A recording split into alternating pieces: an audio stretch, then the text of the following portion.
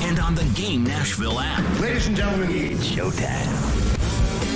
And welcome into the Monday edition of Robby and Rexrode, 102.5-106.3 The Game. Robbie Stanley alongside Joe Rexrode, Michelle Knezovic here with you on this Monday morning. Hope everybody had a fabulous weekend here in the Middle Tennessee area.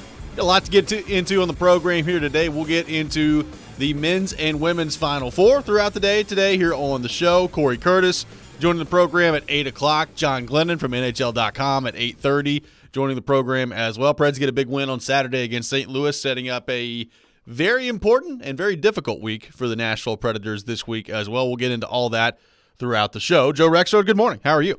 Doing okay. Is my voice sounding how it sounds in my ears? I don't know. I'm turning you down a little bit. Holy cow. That just blew my ears out. My own voice did. What better way to start your Monday morning than a loud Rexrode? Man, it was like Michael J. Fox hitting the guitar at the beginning of Back to the Future. You've always got a reference. That's what I love about Thank you. Michelle Knezovic, good morning. How are you? Doing good. I feel like my voice is really loud today, too. There were some things that were different on our board this morning, and it's just going to be an interesting day. So whose fault would that be? Can we call them out? I have no idea. I will not say. You know you won't. Okay. All right. Well, we'll talk during the break. 615-737-1025. I love how Joe's response is, who was that? Can we call him out? Why not? 6 o'clock hour, man. Say whatever you want. That's right. What a weekend in both the men's and women's Final Four. Let's start on the women's front. LSU winning the national title yesterday against Iowa. They take down Caitlin Clark and the Iowa Hawkeyes, and Kim Mulkey comes in, and LSU wins their first national title in women's basketball yesterday. Lots of different talking points coming out of that game with the trash talk between LSU and specifically Caitlin Clark after the game, the officiating in that game, which was quite something. I was really had my attention for most of the game on Kim Mulkey just losing her mind over there on the sidelines coaching all the time too. So quite the entertaining game yesterday, but LSU gets it done. They win 102-85, and what a run by Kim Mulkey and the LSU Tigers to win their first national title. Yeah, a lot coming out of this one. I know that I don't want to complain too much about one aspect, because I think Michelle has a rant later. First of all, Kim Mulkey, say whatever you want about her. I mean, I think she played like the drunken ant on Hee Haw in 1975. But, man, can she coach some hoops? She can. Can she coach some hoops? I mean, LSU's never been there second year. Also, by the way, for any, coach building a program or whatever your program is, look around, let me tell you something. That's year 2. So you got in the portal, won a natty. Yeah. Okay? Look, this is the reality. The reality is that it's tougher for coaches, but also if you're good, you can do that. Yeah. So, that's her fourth, isn't it? National title? I believe that's yes, right. Fourth. And then, of course, she also, I think won as an assistant at La Tech and as a player at La Tech. Yeah. So there's that. And, of course, I can't even talk about the Women's Final Four, which is, first of all, amazing. The attention, the ratings, the conversation, the personalities. It's all been a great weekend for women's basketball. But it's hard to even talk about it without getting pissed off about Twitter because, first of all, take my blue check away. I want it off. I will never pay your dumbass for a blue check. See, this is 6 o'clock hour. I'm just going to say words that I probably shouldn't say in the air. By the way, why do I have to have Clay Travis tweets in my feed all day? Why do I have to have Dave Portnoy tweets in my feed all day? Why? Are you on your For You page? I don't know. Is that what? Yeah, you can have a For You page or a following. It's up top. You switch it. Okay, no. But this is a change. It used to be that I would see tweets from people that I follow, or if somebody I followed tweeted them, right? Correct. So now it's just whatever? If you're on the For You page. You could switch it to following, is what I'm saying. I'm done with Twitter. All right, fine.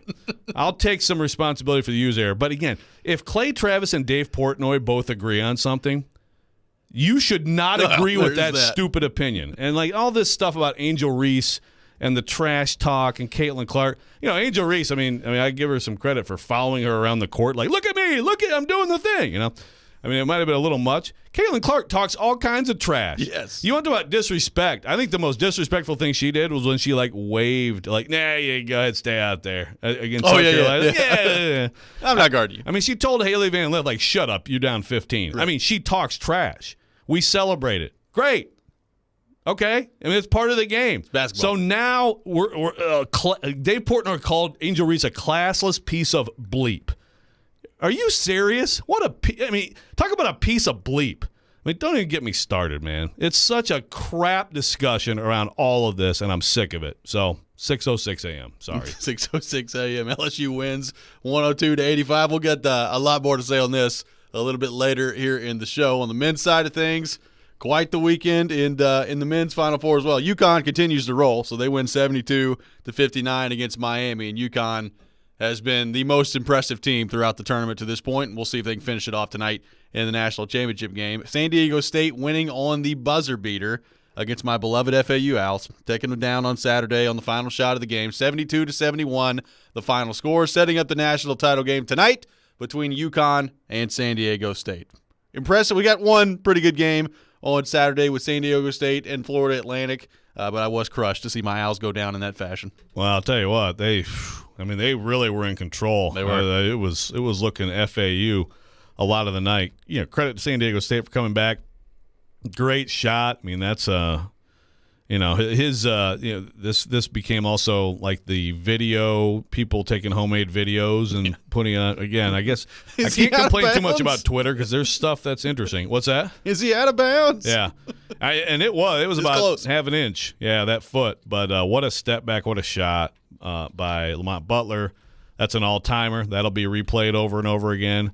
And well, maybe they can make it a game. I hope so. I hope we get a good game tonight. But UConn, they're pretty darn good. Is very good.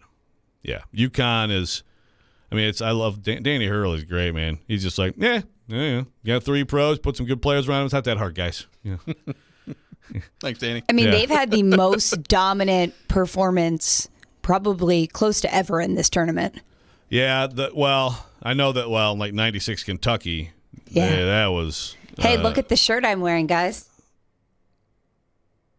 Let's see. I see UMass. It's 96 Kentucky when they won the national championship, but it's UMass. Cal was coaching in Syracuse. Oh, boy. Oh, yeah. The Kentucky-Syracuse game was amazing. That's right. That was Marcus Camby and Cal. Oh, yeah. That's one of the great pressers of all time when John Chaney. That was awesome. Pound him. That was great. Yeah, but it is. But it's up there. I mean, I think what's Dave Warlock is worth following. Although if you follow him, you still may have to read Dave Portnoy tweets. But Dave Warlock had a great tweet the other day that I'm going to find. Yeah, teams reaching the title game by winning double digits in every game since they expanded the tournament. UConn this year, Nova 18, UNC 16-09, Duke 01, Michigan State 2000. Now remember that Michigan State team was the first to win every game by double digits in the end. I don't know how many of those teams did that. But, yeah, this is a dominant run. I mean, this is and I just hope that it's at least – I mean, what's the best game UConn's had so far? Maybe the other day. Yeah. I mean, Miami gave them got it down to, 8? I mean, they beat Gonzaga by 30. Yeah, they destroyed Gonzaga. And Arkansas. Yeah. I mean it seriously, maybe a Miami. Miami game. Good teams. Yeah. So, credit to them, man. It's a heck of a team. UConn is – they'll go 4 years without making the tournament. Right. But they will freaking win it when they get a chance. They're a 7.5-point favorite tonight on the FanDuel Sportsbook. So San Diego State, UConn in the national championship game tonight. UConn favored by 7.5. I mean, look, it's hard to pick against UConn right now. I know it's the national championship game, and anything can happen. And San Diego State has been very impressive. Still love my pick of having them losing in the first round to Charleston, I believe it was. Was that who they played in the first round? Yep. That one worked out really well for me. That's right. But UConn, I mean, it's if they play like they've played throughout the tournament, they're going to win tonight. Yeah, it's going to take one of those. San Diego State plays good D, so you hope that can keep you in the game. But they're going to have a ridiculous. The thing is, Matt Bradley had a ridiculous shooting night the other night, and they still had to, have incredible heroics to come back and beat FAU. On the weekend, back to the women's game, I will say that Iowa, South Carolina. So often in sports something gets built up and then doesn't live up to it. That game lived up to it was pretty awesome. Every bit of what you hoped it would be. Yeah. So although yesterday was not a great game, I mean, LSU just talk about just shooting the heck out of the They sure basket. did. I mean, it's one of those days where it's like, you know what? You're just not going to touch that team. They hit everything. But Iowa, South Carolina was so freaking great. Yeah, it was. And look, Caitlin Clark, we've talked about her a lot. I mean, yesterday ends up being a disappointing game because she only had 30. It was 9 of 22 from the floor. So 30 points for Caitlin Clark the other day. But, I mean, her performance against South Carolina, when she started kind of late in that first half there, I was like, yeah, South Carolina's not going to win this game. Like, Caitlin Clark is not going to allow Iowa to lose this game. And they didn't. And then all of a sudden LSU, like you said, yesterday in the first half in particular, they were just raining it down yesterday from three. It was unbelievable. Watch what they end up with as their percentage from three. 64.7%, 11 from 17 from the field yesterday from three. Yeah, that's not a great shooting team. I mean, Caitlin Clark, so what, she has 2 years of eligibility left? Yes. And she's making NIL money left and right. She should probably hang around. If you're a talented player getting into the portal, I'd be looking at Iowa. She needs some help. Yeah. And give her some help, and she'll win a natty. She had very, very little help. The post who fouled out yesterday is a good player, who's done. But man, it is, and that's totally like Jordan and the Jordanaires, with Caitlin Clark in Iowa. I mean, she needs some help, but incredible player and a very good trash talker, by the way. Yes. Who does it all the time? Who's been doing it her whole career, and people don't realize that. And I'm always Awesome. for the trash talk in basketball. That's what I'm here for. That's what we do in basketball. I mean, it's an art form. It is. I mean, you go back to there's entire documentaries about Larry Bird's trash talk. We've complained about in the NBA. There's not enough of it anymore. I need more of it. Yeah, exactly. Everybody freaks out when it's girls. It's like, oh gosh. Right. Have How some dare class. you? Have some class. It's like, if you heard some of the things Jordan or any of them said, I mean, come Also, on. all they did pass was the Grey Poupon. all they did was wave their hand in front of their face. It's Yeah. like, all right. I mean, she did chase her around. It was like a little kid's playing tag. Look at me. I'm putting my hand in my face. See what I'm doing? Yeah. Yeah. But the reaction to this, seriously, just total idiots. Get it off. So, okay, I can change it to just who I'm following. Correct. When did this change happen? I don't know. A few weeks ago, a month ago, something like that. What a garbage website. I mean, he is just, I know that he's made a lot of money, so obviously he knows what he's doing in some ways. He has turned this into this is like turning McDonald's into Krusty Burger. Ridiculous. 615-737-1025. We're off and running here today on Robby and Rexrode. We'll get back into this discussion a little bit later in the program. 615-737-1025. Preds get a big win against St. Louis. It sets up a big week for the Nashville Predators as well. We'll get into that coming up next. This is Robby and Rexrode, 102.5, 106.3, The Game. Every Wednesday at noon, That fits the mentality of what they're going to do. Outkick 360's Jonathan Hutton joins Caroline, Willie, and D-Mace to talk all things Titans and NFL. Much more creative in how you go about calling certain plays. He's got opinions and insights on the two-tone blue. That doesn't mean that you can't have great or don't need great quarterback play. Catch Hutton every Wednesday at noon on 102.5 and 106.3 The Game and the Game Nashville app. Spring in and style up with huge savings on top athletic brands at your Dick's Sporting Goods warehouse sales store in Franklin. Stay active this spring with up to 70% off the athletic styles you love. Shop deals on thousands of styles from top athletic apparel and footwear brands, like $10 tees, tanks, and shorts for the family, $20 swimwear, $20 golf polos, and running footwear for $60 or less. Find incredible deals and incredible style at your Dick's Sporting Goods warehouse sales store in Franklin at Watson Glen. Interest rates are up, but not at Spring Hill Heating and Cooling. Don't sweat it out another summer. Replace your old unit fast before new regulations increase prices up to 20%. Get a new unit today at today's price and receive up to $1,500 off. Or get 18 months of no payments so your first payment's not due till fall of 2024. At Spring Hill Heating and Cooling, all new systems come with a 10-year parts and labor warranty. Book your appointment now at springhillac.com. That's springhillac.com. And happy spring. Hey, it's Jared. Are you looking to move? If so, do yourself a favor and reach out to my friends at TriStar Moving. You can be assured your move will be stress-free because they've got new utility vans to help with pack jobs to separate your high-value or fragile items from the bulk of your furniture, and their movers are carefully picked and highly trained. No one in the game is doing this. TriStar Moving is raising the standard in the moving industry. When you're ready to move, give them a call. TriStar Moving, 615-640-1219, or online at nationalmoving.org/radio, and tell them Jared Stillman referred you for 10% off. That's TriStar Moving. Hey Nashville, TJ Anderson here. With real estate listings, you have to read between the lines. Like waterfront property, more like a mosquito farm. Pride of ownership, they're really proud of the DIY job they did. Seller says sell. Really? I thought they just put it on the market for fun. My team at TJ Anderson Homes of Benchmark Realty is ready to help both home buyers and sellers decode the market. Oh, and if it says don't let this one pass you by, it's probably on wheels. Google TJ Anderson Homes, read our reviews, and see why we are referred for a reason. TJ Anderson Homes of Benchmark Realty, 615-432-2919. Want to weigh in on the conversation? It's a brain booster. Slide into our DMs. Or just text or call at 615-737-1025. Our phone line is driven by WilsonCountyHyundai.com. You're listening to Robby and Rexrode on 102.5 and 106.3 The Game and the Game Nashville app. Welcome back in, Robby and Rexrode, 102.5, 106.3 The Game. Robbie Stanley, Joe Rexrode, Michelle Knezvik here with you on this Monday morning. Streaming live on Twitch, Twitter, YouTube, and Facebook. Our video streaming brought to you by Superbook. We are live from our 102.5 The Game studio. Brought to you by Hiller Plumbing, Heating, Cooling, and Electrical. Chris on the text line. Joe is coming in hot today. This on the text line, driven by WilsonCountyHyundai.com. Again. In more ways than one. Well, yeah. So your settings on Twitter, you guys keep them on following? Is that right? Yeah. So what is it for you? It's not for you. Clay Travis freaking tweet is not for me. I don't know. I just block. I guess I'll just block him. I'll just do it right now. That should help. God, what a moron.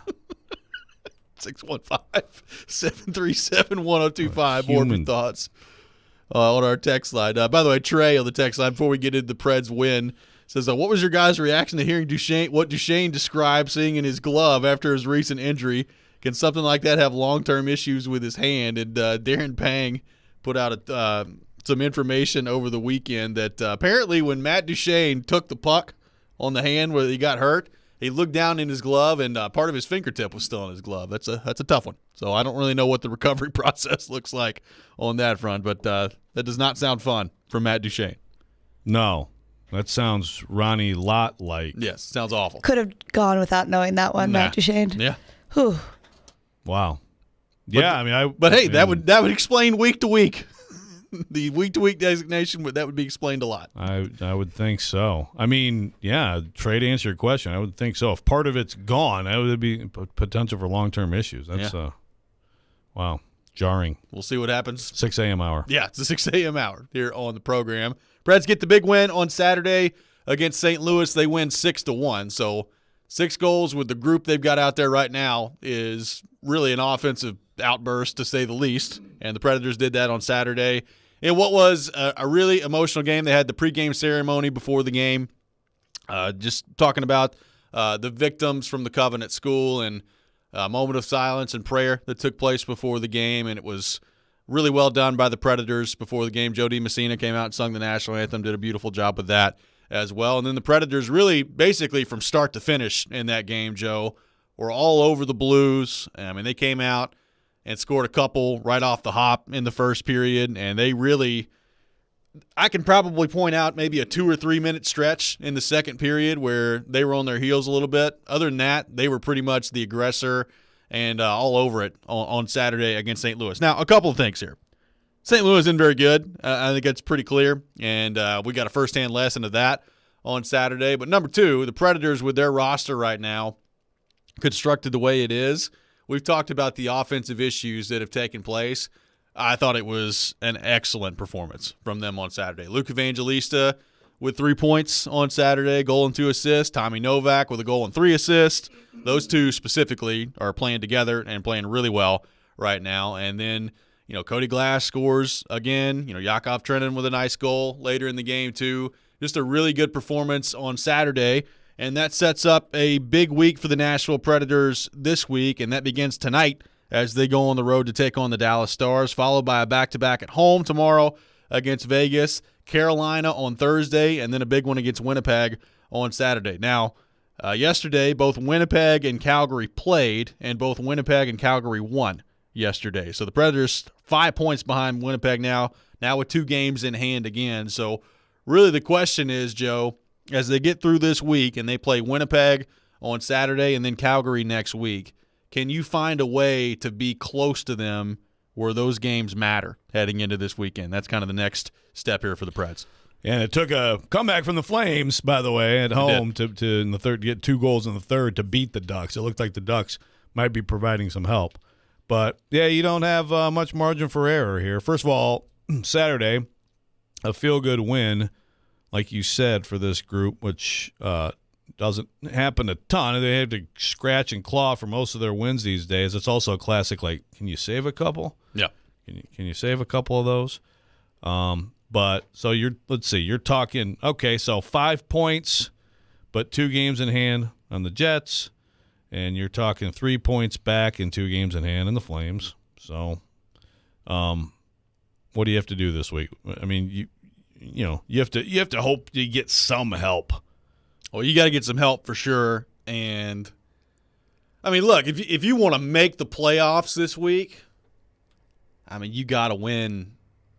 You got to win 3 or 4, I think. You're running out of time.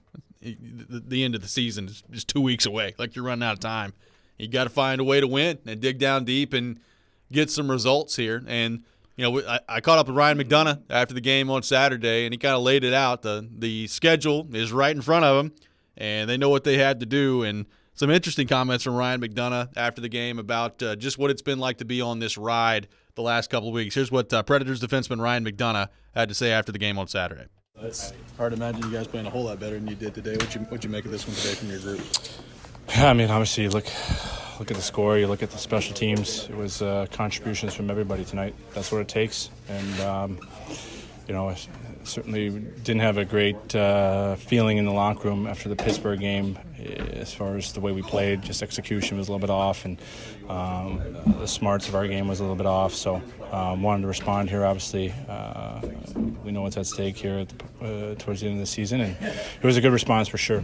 Feels good to come out with a big win. Obviously, we know what happened in the city this week. What was it like being back in this building, in this city for the first time since then? Yeah, no doubt. It's been on our minds, like everybody, since it went down. So you try to focus on your job here, and like I said, just trying to be inspirational here for the city, and hopefully bring a little bit of joy and excitement, and like I said, distract him from the pain that everybody's feeling here. So it's been quite a week, and we're definitely trying to use this as motivation to bring some joy and inspiration to the city, like I said. Not a lot of margin for error, but you've given yourself a chance there with a couple weeks to go. What's the mindset? Absolutely. We know we feel like we control our own destiny here. We know we've got big one against Dallas here in a couple days, and the rest of our schedule is pretty laid out for us. So good opponents and good challenges, and we just got to come out and try to play winning hockey here.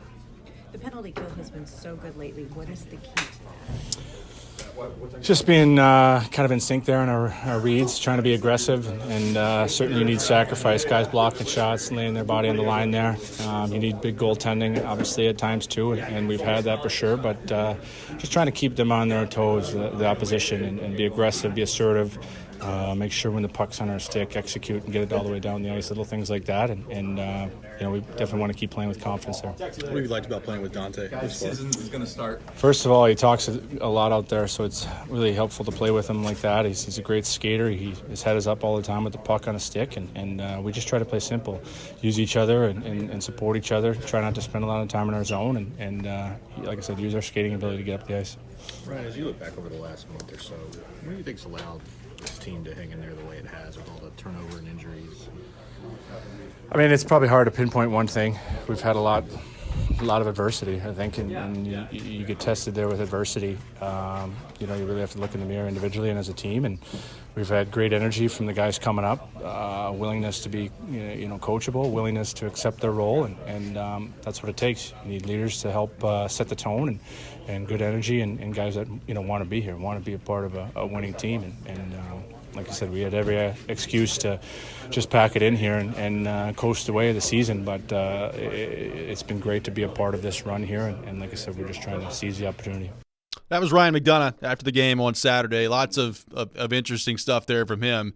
And look, I could just tell you, we've talked a lot about McDonough, like what exactly is his mindset moving forward here. I mean, that's probably still going to be something we discuss in the offseason of exactly what the plan is here for the Predators, how he fits into it, and all that stuff. I can tell you, based on some conversations that I've had, that guy has been otherworldly important for them in that locker room through this stretch here, just based on some conversations that I've had, and doesn't take a whole lot of time being around him to figure out why he wins a lot wherever he is. Yeah, and good for him, because I think a lot of players – I think this whole season is kind of a testament to that too, because I think a lot of players with his career and his success coming here kind of thinking maybe one thing was going to happen and then very different thing happened. For him to still be a leader and kind of step to the forefront in that situation kind of tells you that's to use a Tim Corbin expression, the fibers. He's got the fibers that you're looking for as a leader. Yep, no question about it. 615-737-1025. So the Preds get a big win on Saturday, and they've got a very tough but important week this week, beginning tonight as they take on the Dallas Stars. What do you make of what's in front of it here for the Nashville Predators, and how do you feel about this young group that you've seen thus far with really an exclamation of a performance on Saturday against the Blues? 615-737-1025. We'll get into more of that coming up next. This is Robby and Rexrode, 102.5, 106.3, The Game.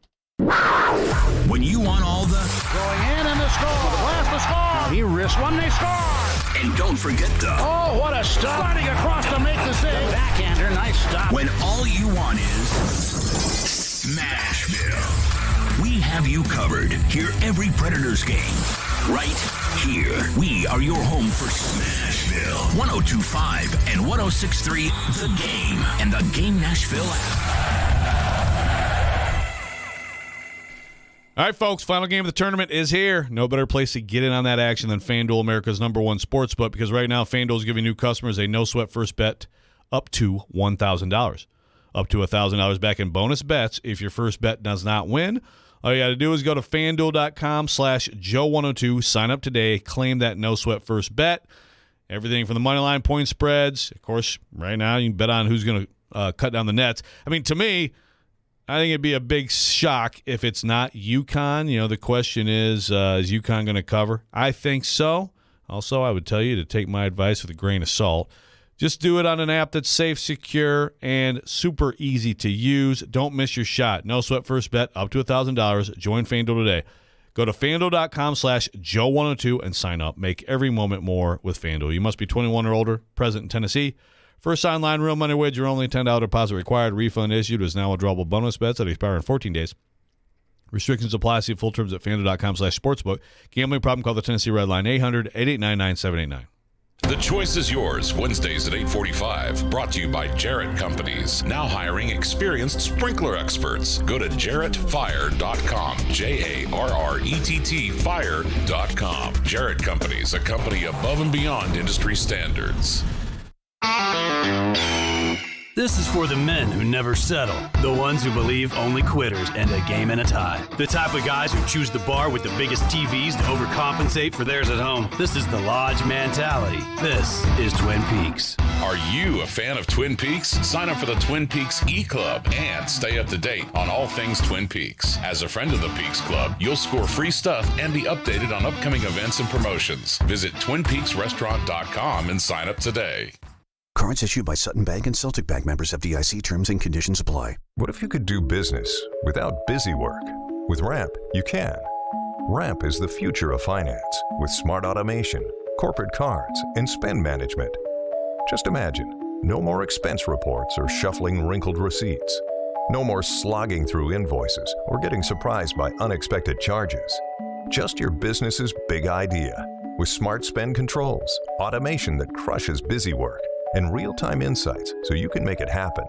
In other words, Ramp completely reimagined finance to make it work for your business.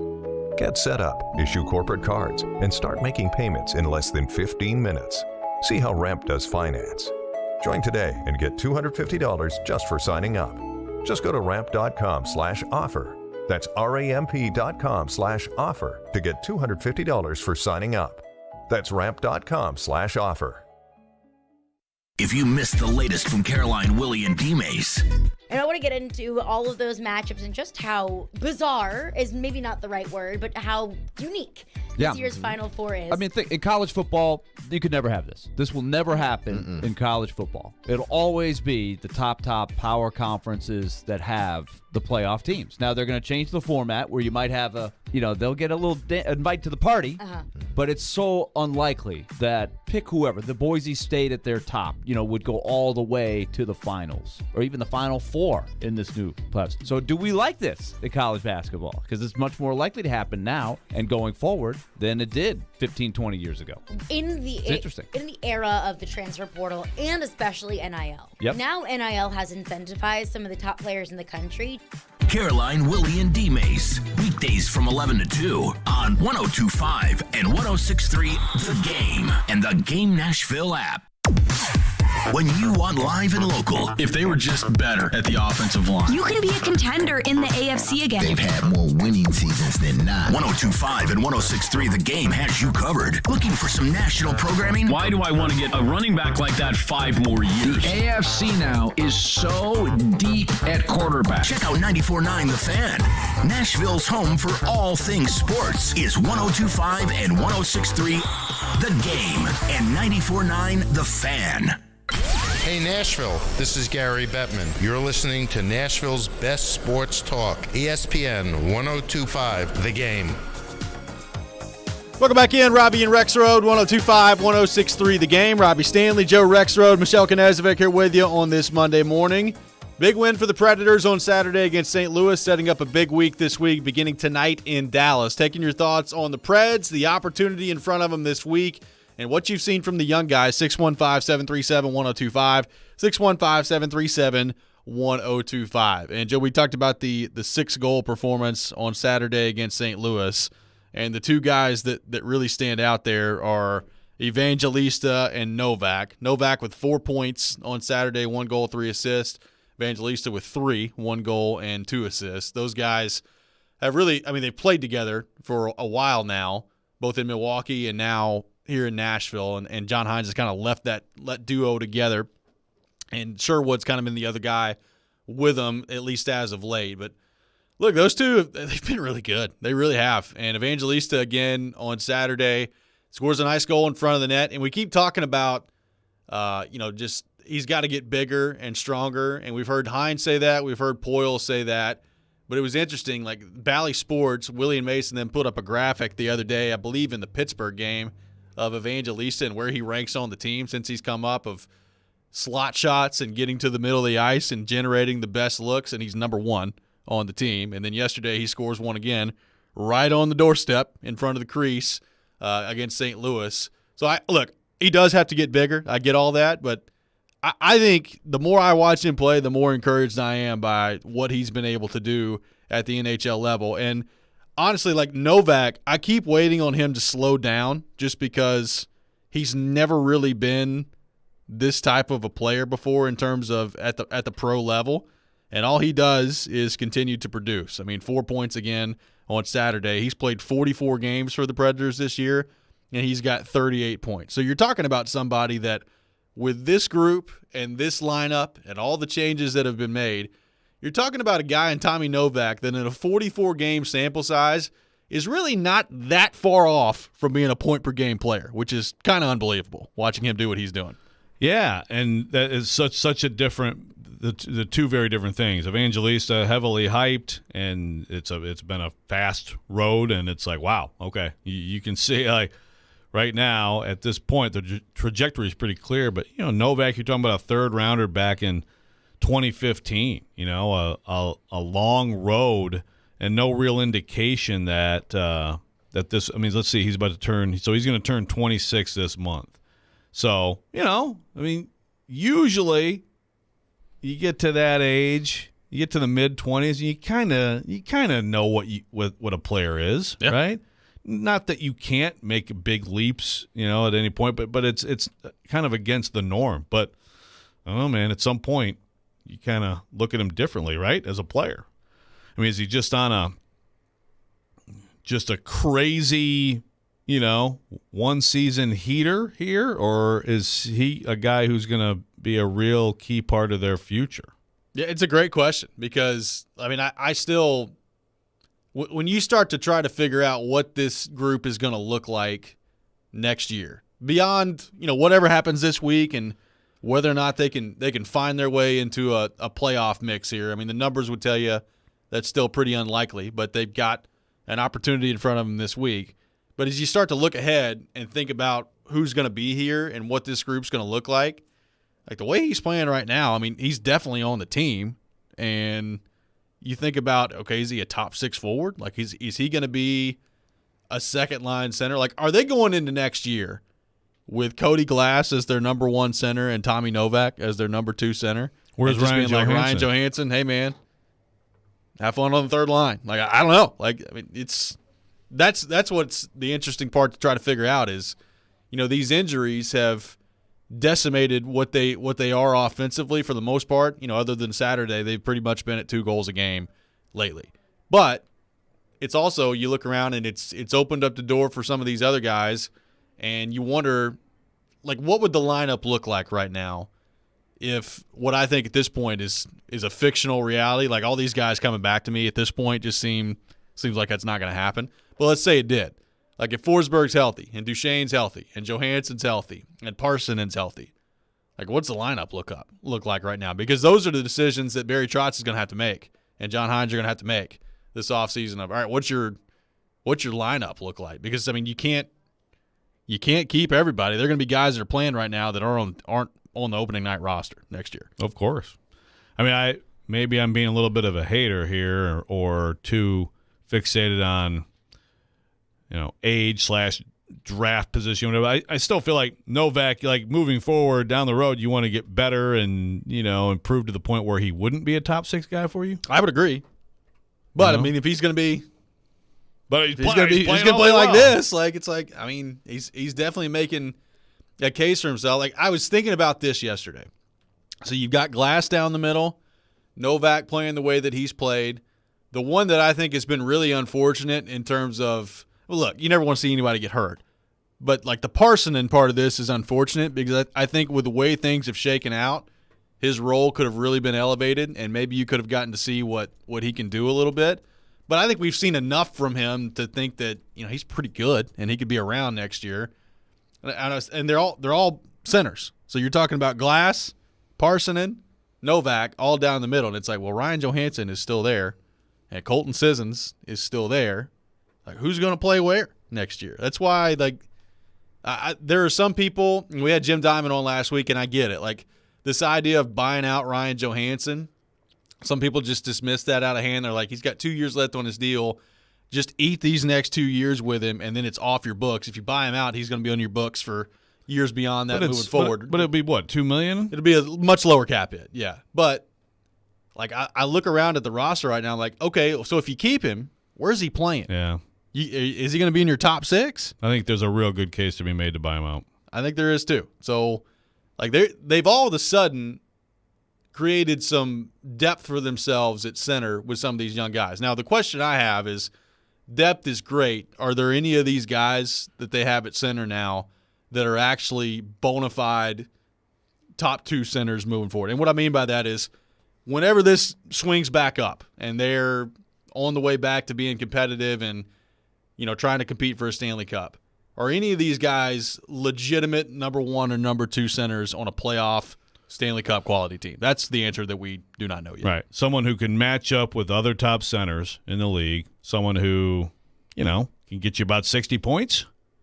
Is that fair? Is that a fair prerequisite for someone like that? I mean, could Cody Glass? I mean, I'm interested to see Cody Glass, after another offseason, continuing to stay healthy, what he could be. I mean, I like Parsonen, but I still think it's kind of early to be able to tell that. Like, how much better is he going to get? He has to still get quite a bit better, but I like him. Yep. I mean, he's a nice player. I still feel like that guy may not be here yet.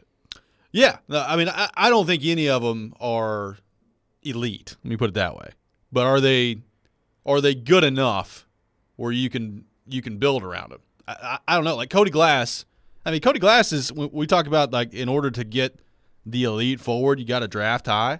Like, Cody Glass is that guy. He's number 6 overall in the draft. I mean, that's the type of player that you're talking about, and I've been really encouraged by what I've seen from him, especially lately, because he's scoring lately, like not just with his playmaking ability, but he's putting the puck in the back of the net, and he's doing it by basically, I mean, it was again on Saturday, he's right in front of the net, and he just redirects a shot. And he's figuring out how to use his size, which I think is encouraging for him as he moves forward here. So I've been pretty encouraged by what I've seen from him. But again, like what does that mean? Is he a 30-goal guy? Is he a 65, 70-point guy? If he is, then that's great if you're the Predators. If he's a 45, 50-point guy, it's probably not a number one center there if you're the Predators.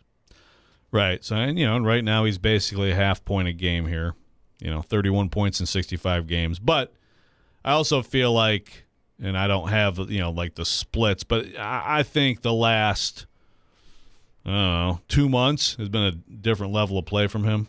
I would agree. Than early in the year when he's still kind of trying to find his way in and out, defensively, of course, as John Hines has talked about, they were looking for certain things that he wasn't giving him, but he is now. So, It's a great question.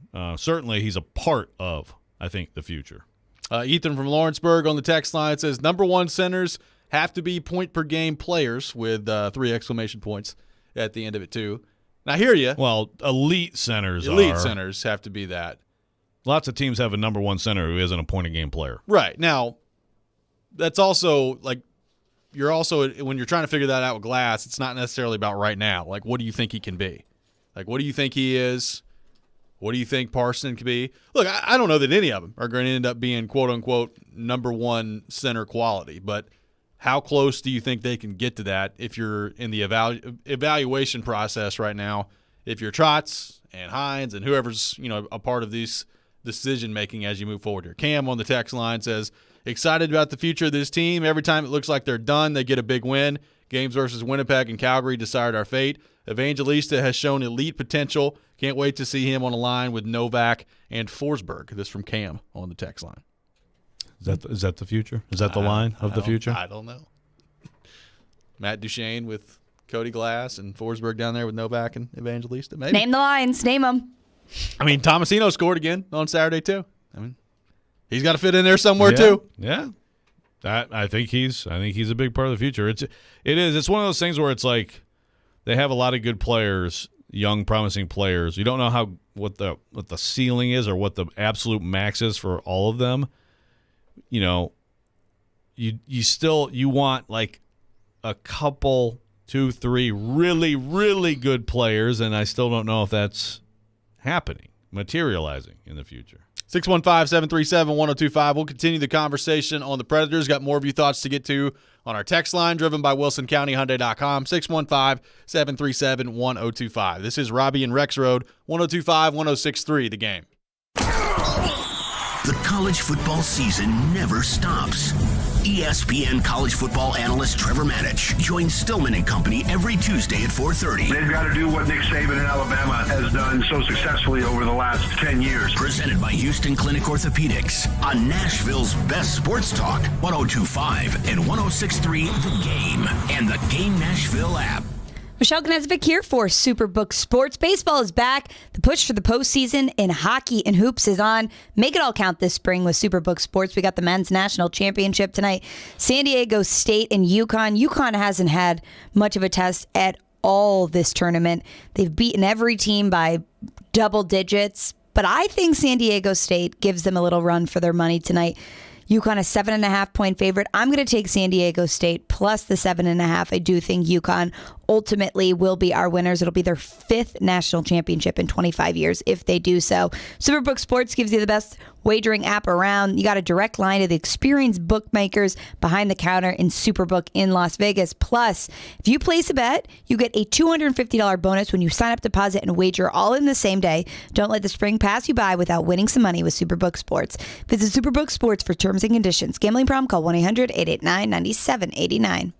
Welcome to Smashville, home of the biggest hits in hockey and the loudest parties on Broadway. Join us at Bridgestone Arena Tuesday, April 4th for Pride Night as your Nashville Predators take on the Vegas Golden Knights. Arrive early for the Nashville Predators Plaza Party presented by Dr. Pepper starting at 5 p.m. Purchase your tickets today at NashvillePredators.com/tickets. That's NashvillePredators.com/tickets. Let's go Preds! The team at Mercedes-Benz of Music City have done it again. Here's Edwin Vickery to explain. 4-time recipient of Best of the Best. Less than 10% of the dealers in the country receive this award. How did you do it? We say culture eats strategy for lunch, because we can strategize all we want, but unless you have the right culture and chemistry in the dealership, it will not work. Live the dream at Mercedes-Benz of Music City, mbofmc.com. It's that time of year, the insanity, the madness, the tournament. Your friends showing up at your house to watch the games and eat all your food. You want to be a good host, but you don't want total chaos. And Central Barbecue has the solution. Bulk order some slow smoked barbecue and pick it up right before tip-off. Stop by either Nashville location or place an order at eatcbq.com. This year, show your friends you care about them. Feed them Central Barbecue. 2 locations in Hillsboro and Capitol View. Smoke is our sauce. Curation CBD, a Pick10 company, offers high-quality, lab-tested CBD products curated for life for both you and your pet. Hi, I'm Adam Intihar, also known as the Dog Father of Nashville. Curation 600 milligram CBD roll-on really helps me get through my training days. Applying it in the morning and again at night helps me take bites from dogs like Zulu or go on adventures with dogs like Lieutenant Dan. Curation is awesome. Discover the full range of Curation products online at CurationCompany.com. Get in the zone, AutoZone. Welcome to AutoZone, America's #1 brakes destination. We have the pads, rotors, drums, shoes, and brake fluids to improve your stopping power. Right now, save 15% when you get any 2 Duralast rotors with the set of Duralast brake pads. Missing a tool? Ask about our free Loan-A-Tool program and borrow the tools you need to get the job done. Get in the zone, AutoZone. Claim based on data from the MPD Group 2021. Deposit required for Loan-A-Tool. Bon appetit. Take some Titans. Derrick Henry. Some Preds. Roman Yossi. Even some hoops. Light fires. Wow. Put it in a blender. And what do you have? Jason Michelle. Pretty incredible. Call or text and weigh in. The fastest 2 hours in sports radio. Weekday mornings at 9 on 102.5 and 106.3 The Game. And the Game Nashville app. Good morning. Good morning. Morning. You're locked into Robby and Rexrode. I have the radio on. I'm listening to 102.5 and 106.3 The Game. And the Game Nashville app. Preds fans, hang out tomorrow night before the Preds game at the Superbook Lounge and Landshark Bar and Grill, Margaritaville on Broadway with 102.5, 106.3 The Game. You can place your bets with Superbook and enjoy great food and drink specials, plus enter for a chance to win a pair of tickets to an upcoming Preds home game. Preds back in action tomorrow night against the Vegas Golden Knights at home. They're taking on Dallas tonight on the road, so a tough back-to-back coming up for the Nashville Predators. We're taking your thoughts on our phone and text line, 615-737-1025, 615-737-1025, our text line and phone line, driven by WilsonCountyHyundai.com. By the way, no Roman Yossi again on Saturday for the Predators, so Spencer Stastny making his NHL debut. Thought he played pretty well. He looked pretty good out there for the Predators. So we'll see if there's any news on the Yossi front tonight as they take on the Stars. But I guess I'm a little bit surprised given the fact that he was on the trip, did not play in Pittsburgh, and then didn't play again Saturday against St. Louis. So don't even know exactly what's going on with Roman Yossi right now. Yeah, it kind of seems like a setback or a delay, a little bit different timeline than they anticipated, like the way David Boyle talked about last week. Or was it just that they just wanted him on the trip? I mean, look, Boyle said he had a chance to play against Pittsburgh. Right. So, I mean, right. He did not play against Pittsburgh, and then he So did you're not saying play. There's a chance. So I guess there's still a chance tonight as they travel to take on the Dallas Stars. But really, I mean, beyond the young guys, and we'll get back into them coming up here in just a second. But, I mean, let's think about UC Saros in his last 3 games. He held Boston to 1 goal that they scored with 2 seconds left in the game on Tuesday. I thought he was unbelievable against Pittsburgh on Thursday. Only gave up 2 in that one. And then Saturday against St. Louis. I mean, he honestly wasn't tested a ton on Saturday, and the 1 goal he did give up, he probably wants back. But you're talking about a guy that he's playing so well right now that basically anytime one finds its way in the back of the net, I'm like, how about that one? They found a way to beat him. How about that? He's pretty good. Yeah, I mean, he's why this is still possible at this point. What's the better move goalie-wise here in this back-to-back? Do you consider him both nights? I mean, you have a break. You got a bunch of games here, huge games here. Don't you think you don't play in both games here? I think you give Lankinen one. Look, Lankinen's played well enough for the most, and I know the last time that he was out there didn't go so well. So I get it, but he's played well enough for the entire body of work this year that I think you just got to trust him to go out there and hope that he does the job for you. I don't know specifically which one I'd give him. My guess is they'll probably go Saros tonight, and then they'll have Lankinen tomorrow would be my guess. But, I mean, that's also one thing, like if you're a coach, like if you go out tonight and you play super well and Dallas doesn't generate a ton and that, Saros didn't have to make 35 saves tonight, then maybe you ask him how he feels heading into Tuesday. But I think you'll see Lankinen get one of the next 2. Yeah. Yeah, I mean, if you ask him, he'll say, yeah, I'm good. Exactly. I'll play tomorrow. But I think you got to – you go through the whole sample size of the whole season, Lankinen has been good, has come up big for you. And you need Saros at his best against Carolina, against Winnipeg, against Calgary, the next 3 games after the back-to-back. So I think you have to give him one of these nights off. James on the text line says, I'm wondering if we're not shutting down the players just to see what else we have with the Milwaukee players. This is from James on the text line. I guess talking about the injured players there. I mean, I don't think so. I don't think that's – yeah. I mean, again, Forsberg seems to be pretty shut down. Yeah. But again, so if this was a totally different situation, would that change where he is? I mean, I wouldn't think so. I mean, I don't think so. I mean, the bottom line is, however unlikely it has been, just in terms of the math for them to get in, I mean, they've been right there. Like, my guess is if Philip Forsberg was able to go, we would have seen him in there the last couple of weeks. But, I mean, I think it's pretty clear that, I think stagnated was the word that John Hines used with us when describing what Forsberg was. He was apparently pretty close at one point, and then he stagnated. Well, whatever that was with the stagnation apparently was pretty serious. I mean, that's the only way I can kind of read it right now. Yeah. So that's the thing. There's a bigger question with him, probably once the season ends. It's like, okay, so what is happening with Philip Forsberg? So Brett with a 306 area code in Canada. I don't know what you're trying to do to my brain right now with your texts, but we're getting 8 in a row that are broken up. I can't tell what you're saying here. I'm sorry. I think he's talking about Yossi, and I think I see the word Yossi, but there's a bunch of missing words here. This is very bizarre. Let's see if we can't make sense of that text message there. See if you can send us one text with words in it.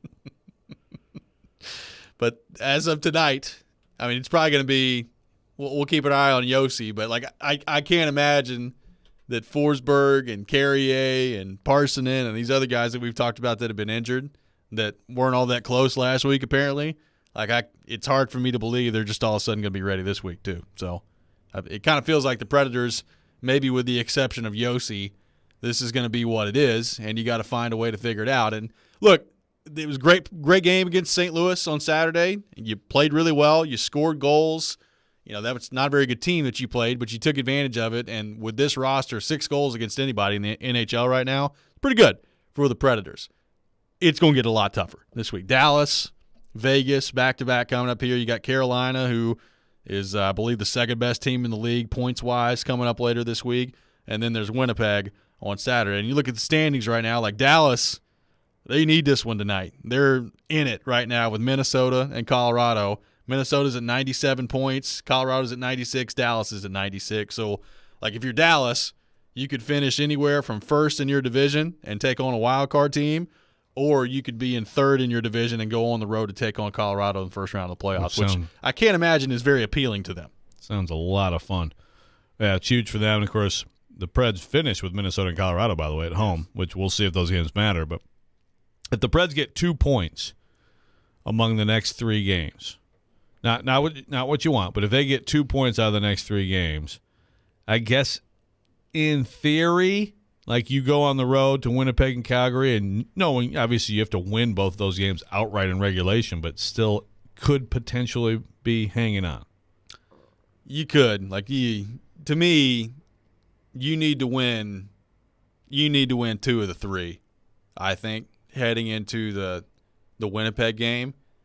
Just because, I mean, you got to give yourself a shot to hang in there. Like, Winnipeg, honestly, I thought the Predators could be in a good spot because Jersey's been so good all year, and Winnipeg just wiped the floor with the Devils yesterday. They won 6-1 at home. So that's a game that maybe you were counting on if you're the Predators for Winnipeg to kind of let slip away from them that they didn't. And now they've got Calgary on Wednesday, so that's a big one. So somebody's going to win on Wednesday between Winnipeg and Calgary. What you're hoping for is somebody gets that done in regulation. My guess is you're probably rooting for Calgary in that situation. And then Winnipeg doesn't play again until Saturday against you. So that's the other thing. Like, you're having all these games this week, and Winnipeg played yesterday, and they'll play again until Wednesday, and then after that, they don't play again until Saturday. Right, I mean, all at home. Yeah, they only have 5 games left. Right. But if you get let's say, you get 2, and they do lose that game, I mean, you're still then basically you're even up. It's 89-86, and you play at their place. Yep.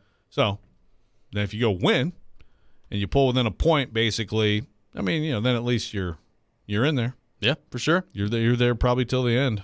Matt from Nolensville says, if you're a fan of a potential playoff team, this is your dream scenario as far as final games. You get the chance to beat the teams in front of you, so the swing is big. It's tough matchups, but a huge opportunity for the Preds. Grigsby on the text line with a nice – what is this? I don't know. I'm reading the wrong text message here. We'll get back to that one a little bit later. 615-737-1025. 615-737. Looks like Terrence and Phillip from South Park. Yeah, there we go. 615-737-1025. Coming up next, we will get into the Titans and take a look at the NFL draft, including an interesting piece that came out yesterday at ESPN about how many actual first-round quality players are in this draft. We'll get into that coming up next. This is Robby and Rexrode, 102.5, 106.3, The Game. Every day we are live and local. They played tough. They came back, and they still lost. And your source for Nashville sports. Yes, you want to have a fire sale, but who's going to buy those players? We are Nashville's best sports talk. 102.5 and 106.3, The Game, and The Game Nashville app. ElectronicExpress.com. We make it happen. Ever tried to shop for a diamond online? They all look great on the computer screen, but the fact is, most reputable jewelers like Genesis Diamonds wouldn't touch them with a 10-foot pole. These are the diamonds that nobody wants to buy. We call them the B-quality diamonds. That's Genesis owner Boaz Ramon, who says that even diamonds with the same grade and specs on paper can be very different when you see them up close in person, especially the ones from online dealers. Those diamonds gonna look always cloudy or dirty. It's like you're wearing your glasses and there is fingerprints all over the glass. You just don't understand, or nobody told you that the material that this diamond was cut from was not the best material. Why risk it? At Genesis Diamonds, they screen thousands of diamonds and only choose the best of the best for maximum brilliance, sparkle, and luster. Genesis Diamonds, Green Hills and Cool Springs. I'm Boaz Ramon, and my accent is always on value. If you're hiring, it can feel like you're trying to find a needle in a haystack. You can hope the right person comes along, or you can just use ZipRecruiter. And now you can try it for free at ZipRecruiter.com/radio. In fact, ZipRecruiter has helped a lot of business owners find their needle in a haystack, like Marco. president of operations at Telly Tires and Auto Centers. Because Telly Tires has grown a lot in the last few years, Marco needed to hire everyone from a receptionist to a store manager to a head mechanic. ZipRecruiter helps me find all the right people, even the most difficult jobs to fill. ZipRecruiter helps me keep my business running. Take it from Marco and millions of other businesses who've used ZipRecruiter. ZipRecruiter can help you find the needle in the haystack. See why 4 out of 5 employers who post a job on ZipRecruiter get a quality candidate within the first day. And right now, you can try ZipRecruiter for free. That's right, free at ZipRecruiter.com/radio. That's ZipRecruiter.com/RADIO. ZipRecruiter.com/radio. ZipRecruiter, the smartest way to hire. For the ones finding new ways to ensure the job always gets done. For the ones wearing many hats. For the ones who are hands-on, even from far away. And the ones keeping business moving forward. We are Grainger, offering professional-grade industrial supplies, plus real-time product availability and access to experts ready to answer your toughest questions. Call, click Grainger.com, or just stop by. Grainger, for the ones who get it done. Wendy's $3 breakfast deal is a bacon or sausage egg croissant plus small seasoned potatoes for $3. It's the breakfast that don't miss. So if you did miss Wendy's breakfast, don't imagine fresh cracked eggs, sizzling sausage, crispy bacon, and block out those hot, buttery, flaky croissants. Croissants don't really make a sound, but if they did, for a breakfast that don't miss, Wendy's is that breakfast. Choose wisely. Choose Wendy's $3 breakfast deal. Limited time only. Participating U.S. Wendy's. Select a request $3 breakfast deal to obtain discount. Not valid for a la carte or combo orders. Your Game Center update. For the first time in history, the LSU Tigers women's basketball team have won a national championship. Kim Mulkey now has 4 national championships. The only other women's coaches with 4 or more are Gino Auriemma and Pat Summitt. Men's national championship tonight will be between San Diego State and UConn. UConn, a 7.5-point favorite. The Nashville Predators with a huge win over the St. Louis Blues. Luke Evangelista with 4 points in the game. Here was Evangelista after the game. You know, everyone's been traded off, but, you know, there's an opportunity for young guys, and, you know, everyone in this room right now is who's keeping us in the playoff race. So, you know, like I said, there's an opportunity for us, and it's up to us to take advantage of it. And, you know, we're staying right in the hunt and trying to make a push here, so we're doing a pretty good job. The Predators have an important stretch ahead of them tonight. They will face the Dallas Stars. Puck drop at 7:30. Our coverage will begin at 6:30. This report is brought to you by the law offices of Amanda Gentry. I'm Michelle Knezovic for 102.5, 106.3 The Game. For more, follow us on Twitter at 1025 The Game or visit thegamenashville.com. Live from the Hiller Plumbing, Heating, Cooling, and Electrical Studios. WPRT FM Pegram, WPUC HD2 Laverne. Nashville's exclusive home for the Nashville Predators. 1025 and 1063. A gun performance. Do your job. And the Tigers regain the lead. The Game. A Cromwell Media Station. Mixing sports and a little bit of fun. This is fun! On your morning drive. This is Robby and Rexrode. With Robby Stanley and Joe Rexrode on Nashville's best sports talk. 1025 and 1063 The Game. And on the Game Nashville app. Ladies and gentlemen, it's showtime. Hour number 2, Robby and Rexrode, 1025, 1063 The Game. Robby Stanley alongside Joe Rexrode, Michelle Knezovic here with you on this Monday morning in Nashville, Tennessee. We are taking your thoughts, 615-737-1025, 615-737-1025 on our phone and text lines, driven by WilsonCountyHyundai.com. We'll have Corey Curtis from News 2 joining us for his weekly visit at 8 o'clock. John Glennon from NHL.com at 8:30. So looking forward to all that coming up. Also at 8:45, make sure you tune in for Preds Pick to Click for your chance to win a pair of tickets to a future Preds home game. Pick to Click brought to you by TJ Anderson Homes of Benchmark Realty. Visit tjandersonhomes.com to see why they're referred to so often. And Superbook Sports, voted #1 sportsbook in Vegas.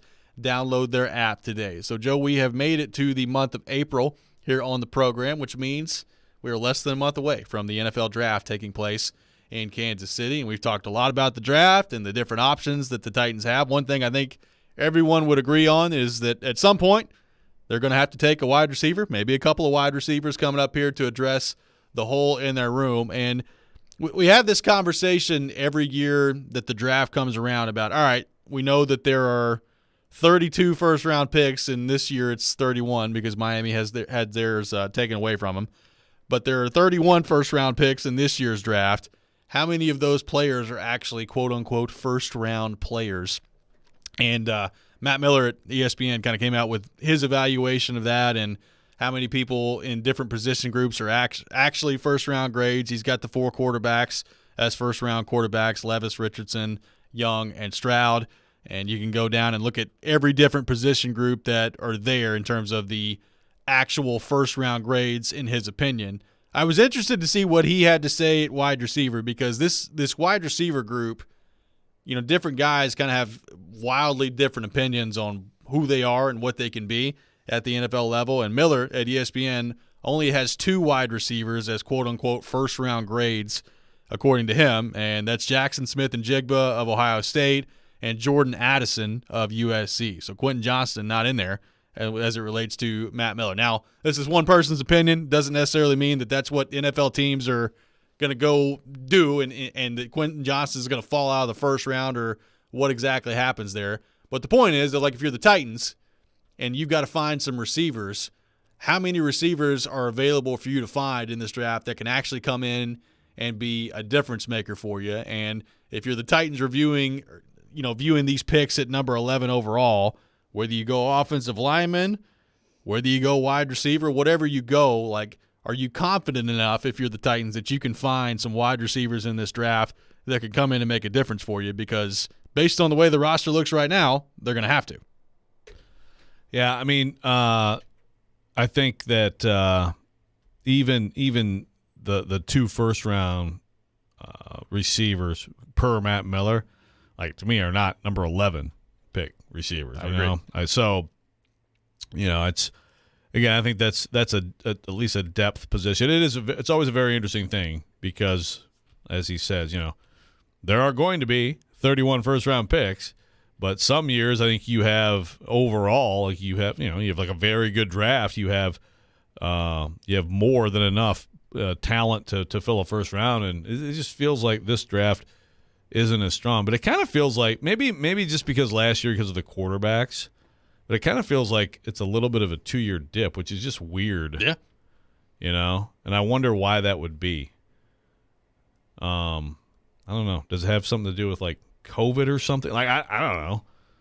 Maybe. I mean, it's a good question. I mean, the quarterback one last year, I shouldn't say I don't know that we'll ever see one like that one again, but like it was especially bad last year with the quarterbacks. Yeah, and you just would never expect that anymore. No, you wouldn't. Just with the way the game is played now and the way that college football has evolved into you're throwing it around so much, like that just doesn't happen anymore. And even this one is, I think, way better than last year's. But how good is it? Everybody's already looking ahead to 2024 and what that quarterback class looks like. And you also expect, because with quarterbacks, as we've talked about a lot, scheme. It's a lot more scheme flowing from college to the NFL in the last few years.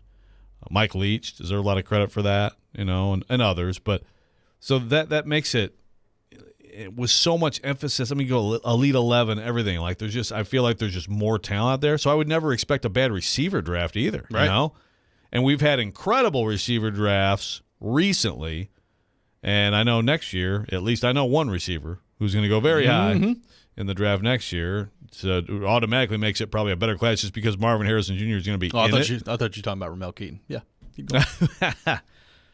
Well, keep sleeping on Ramel. I'm not sleeping on Ramel anymore. Cheapy Joe. Yeah. But it's just weird that you'd ever have but I guess it's like relatively speaking a down year, Yeah. But I think also there are a lot of receivers at least. I mean, there is a lot of receivers who are going to be drafted and probably a lot of receivers drafted in the first 3 rounds. It's just that most of them won't be in the first round. Let's go to our 102.5 The Game phone line, driven by WilsonCountyHyundai.com, and welcome in Adam in Portland. Adam, good morning. Thanks for calling in. This is a weird conversation, Robby, man. And you guys, it seems like every week it's a different person that is being focused on for the Titans. Usually, like in years past, they'll have one specific group, maybe one position, 2 positions. But that seemed like 5 different picks. Most recently, a defensive end for the Titans in these mock drafts, which most people don't care about mock drafts. I love them. I think they're fun. It gives me something to do and it makes me less depressed in the off season, so I watch them. But this is like, I would say if you have 5 different positions, shouldn't you like more than likely trade out of that spot? Because that's a lot of need, man. And I'm not saying our window's closed. I feel like our window's really close to being closed, but it's close to rebuild, man. So you should probably get out of that spot, right? Get more assets. Well, you gotta have somebody willing to do it, right? Like somebody's got to have a reason to trade up to number 11. And if the quarterbacks are gone, which they may not be, we'll see. But is anybody going to have that reason?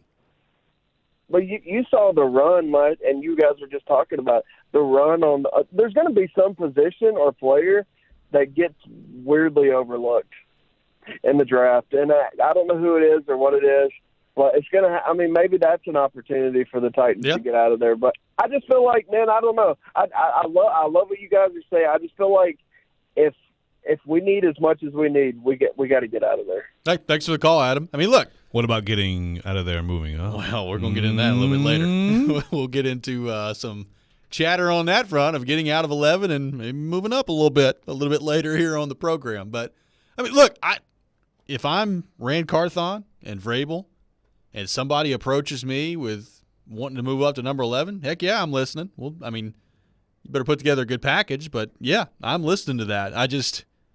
If it's not a quarterback, which maybe it is, but if it's not a quarterback, is anybody moving up to go get somebody else, whether it's at wide receiver or a run on corners or whoever it is? Like, is that going to happen at number 11? Yeah. I mean, like, is Jalen Carter actually going to fall? Maybe he does fall, and, someone who really, really wants him wants to jump in there. That's possible. But, yeah, usually it's quarterbacks that cause that kind of reaction. And, I just don't know. Anthony Richardson, I don't know. Where the heck is Levis going to go? Yeah. I'm just glad that we're at least in the Colts. Yeah, maybe. I'm just glad that we're in the month of the draft now. So, we can just feel comfortable talking about all this stuff. This time a month from now. Doing all the mock drafts. We'll know the answers to all these things that we're throwing out there. It's a fun time. 615-737-1025. We'll continue the conversation on the NFL draft. The wide receivers in the draft. How loaded do you think it is? How should the Titans address wide receiver? We'll get into all that and more coming up next. This is Robby and Rexrode, 102.5, 106.3, The Game. Every Wednesday at 8:30. Come on. Join Robby and Rexrode for The Choice is Yours. 2 sports questions, 2 non-sports questions. They'll answer a couple of questions about life and sports. The Choice is Yours is built by Jarrett Companies. You have a choice. So when you have a need for site and utility work, fire protection, concrete and asphalt services, the choice is simple. It's Jarrett Companies. For more, visit JarrettCompaniesInc.com. The Choice is Yours. Wednesdays at 8:30 on 102.5 and 106.3 The Game and the Game Nashville app. Now that you've taken on that big job, you shouldn't have to settle for the big box. You've earned a trip to Northern Tool, and we're ready for the details. We know all about the little things that make the biggest difference. Maybe that's why they call us a problem solver's paradise. From pressure washers to power tools, pallet jacks to push carts, Northern Tool and Equipment carries the brands you depend on, like North Star, DeWalt, Milwaukee, and Strongway. We're made for this. Come see us in store or shop online at northerntool.com. Gary Ashton here. People walk up to me all the time and say, "Don't sell without the intel." This message couldn't be more true. Right now, it's a fantastic time to buy or sell your home in Nashville, but you can't do it without the intel. No one has more intel than the Gary Ashton team. So what is this intel we keep hearing about? Intel so you can sell your home without stagings or showings? Intel on where to find your next home so that you can sell your current home while the market is hot? And intel that helps you win the buyer battle and cash in on your home equity. For more intel, visit GaryAshton.com, where we can give you the insight and the most up-to-date real estate intel in Nashville. Plus, the Gary Ashton team is the official real estate team of the Nashville Predators. Get the confidence to sell your home and find the dream address without the stress. Visit us today at GaryAshton.com. That's GaryAshton.com. And remember, don't sell without the intel.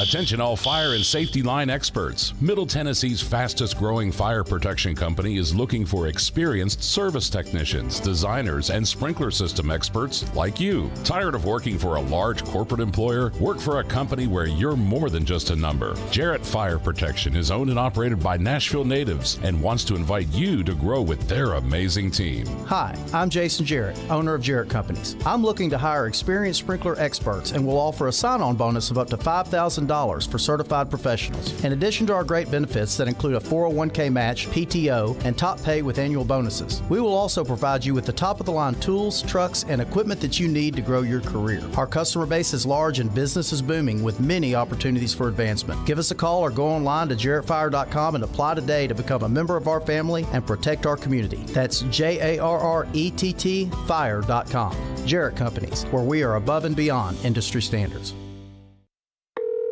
Thank you for calling Navy Federal Credit Union. How can I help you? Hi, if I'm in the Army, not in the Navy, am I still eligible for membership? Yes, you are. What about my sister in the Air Force? Her too. And my dad's a Marine. We serve all branches of the military, veterans, and their families. My dog is a retired military working dog.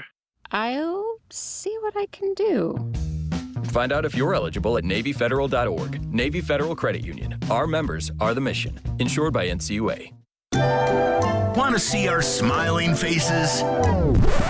You can watch us on Twitch, Twitter, YouTube, and Facebook Live. We are good to go. Presented by Superbook Sports, voted #1 sportsbook in Vegas. You're locked into Robby and Rexrode. Every morning, first thing. On 102.5 and 106.3 The Game and the Game Nashville app. So on 102.5 The Game and the Preds Energy Team at the Rusty Nail in Hermitage. Tonight for the Preds Road Watch Party as the Preds take on the Dallas Stars. You can enjoy $3 two-lane beer drafts, a great local atmosphere with a large outdoor patio and volleyball courts as well. Plus try some of their great food, especially the wings. That's 102.5 The Game and the Preds Energy Team at the Rusty Nail on Monday, April the 3rd, which is today. We will see you there tonight as the Preds take on the Dallas Stars. Welcome back in, Robby and Rexrode, 102.5, 106.3 The Game, streaming live on Twitch, Twitter, YouTube, and Facebook. Our video streaming brought to you by Superbook. We are live from our 102.5 The Game studio, brought to you by Hiller Plumbing, Heating, Cooling, and Electrical. Taking your thoughts on the NFL Draft, 615-737-1025. Chris on the text line, driven by WilsonCountyHyundai.com, says, draft predictions were a lot easier with J-Rob. Just had to find the injured player in a position we needed. LOL, I'm all in for offensive line picks this year. Maybe a little bit more difficult, a little bit more unpredictable with Rand Carthon. Be a lot of chatter about Jackson Smith and Jigba this year if you're the Titans. Oh, he's hamstrings all last year? Yeah. Yeah, well, yeah, that in the past, that's a lock then. He's a lock. Was there anyone other than Simmons and Caleb Farley? I mean, Corey Davis was hurt heading into the draft. That's true. That's true. Corey Davis was hurt. Yeah, he wasn't able to do the combine stuff. Okay, so there's 3. That's a pretty good amount. Yeah. And then obviously Bud Dupree signing is another one. Yeah. So, yeah. Julio-ish. Yeah. Well, the Julio thing, I mean, I was certainly wrong, but I mean, he had missed part of the year, but he was quote unquote healthy when they signed him. I mean, he came in and I remember when he came in the spring and it was like, oh my God, Julio cooked like Chris Jackson or somebody. Like, oh my God, double move by Julio. This guy's going to dominate. There's that nice photo of like him jumping up in the end zone at practice. And I can't remember who took it. Maybe like George Walker with Tennessee or somebody. If he's just towering over everybody, it's like, man, Julio Jones. Here comes 1,400 yards from him this year with the Titans. He and A.J. Brown, 3,000 between them. Yeah, did not quite work out that way. I got a text that says, any chance if Jalen Carter does fall to 11 that the Titans just take him, as in a best player available scenario? Sure. I think it's possible. Now, if he's fallen, if he actually in reality falls to 11, that to me, because again, there's a lot of talk out there. There's always misinformation, and sometimes it does play out that way. Sometimes it doesn't. If he actually falls, then to me, okay, there's a little more to this, than, again, a terrible situation, but like I still like it's a lot different than a lot of situations that are like legal situations to me from everything I know about it. Terrible situation. And then, there's the being out of shape at pro day and stuff like that, I still don't think he gets out of the top 10. Well, I will say that's my guess. I have not seen, and again, it's mock draft season, so we get all that. So keep it in perspective. I can't find a mock draft right now that has him going in the top 10. Yeah, can't find one. They have him all going lower. Yeah, I struggle to buy that, but we'll see. Those mock drafts always look hilarious on actual draft night. Yeah, for sure. It pretty quickly becomes like, oh wait, all you guys were totally wrong about this and this and this. I think there are a couple that had Malik Willis going at number 5 or 6 something last year. And again, like, oh, okay, well, with third round. But cool. There were mock drafts. Now that was all over the place, but there were definitely mock drafts that had like your typical, 4 quarterbacks in the first round. Yeah, absolutely. Now, if the Titans took Jalen Carter at 11, I mean that would be this is the best player available scenario that you got there. Like, that's strictly going by your big board. Strictly going by the board. Like we've talked about this before because I mean, as Adam pointed out in the last segment, they got several different positions that you could go that you would classify as need positions. Jalen Carter's is not really one of them. When you start to look at all the different needs that the Titans have, like D-tackle, pretty set right now. So if they go that route, that would tell you that they just think that that's too good of a talent to pass up at that spot. Right. And needs not really factoring in. Yeah. I guess unless they're like, you know what?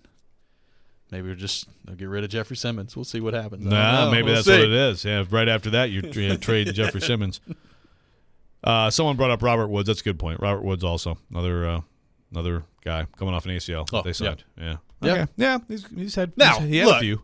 One thing to point out, and John Robinson is not here anymore, so it doesn't really matter. But I mean, the Titans are not the only team that signs players that have been hurt previously. Yeah, it is football. It's kind of it's hard to avoid. Kind of a violent game. It's hard to avoid that totally. Now, again, they've led the league in injuries the last 2 years, so I totally understand the frustration there if you're a Titans fan. But we'll see what happens. Like if they draft somebody at number 11 overall, like say it's Jackson, Smith, and Jigba, right? Let's say that they go that route, which I don't know if they'll go that route or not. I'm with you. Like him at 11, it kind of feels like a little bit of a reach to me too. But let's say they go that route. He's got ability. I mean, you watch him play. He's a good player, but he is coming off the injury last year. Like a lot of Titans fans will just be like, great. So they're just drafting another injured guy. Awesome. Looking forward to it. Yeah.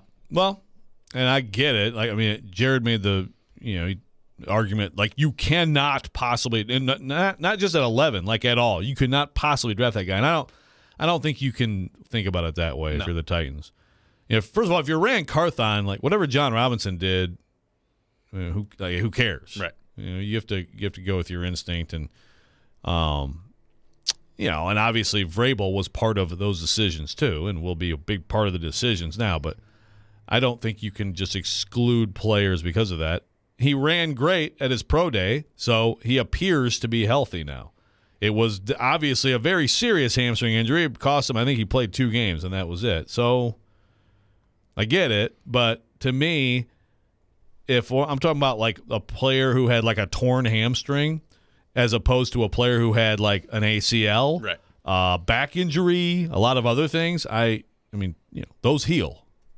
And like a serious hamstring injury is also even different from someone who has constant hamstring injuries like, the repeat offenders that Mike Vrabel brought up. Yes. So I wouldn't rule it out. I just think that 11's high for him.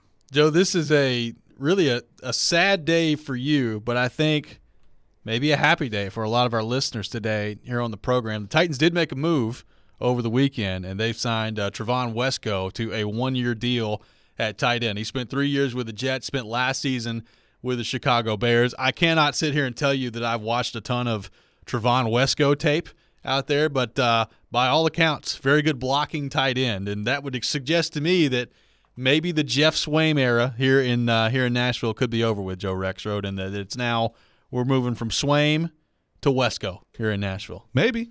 But what if Swaim still comes back? I'm not abandoning hope of that. I really want the Titans fans who hate Swaim to have to go through another year of that.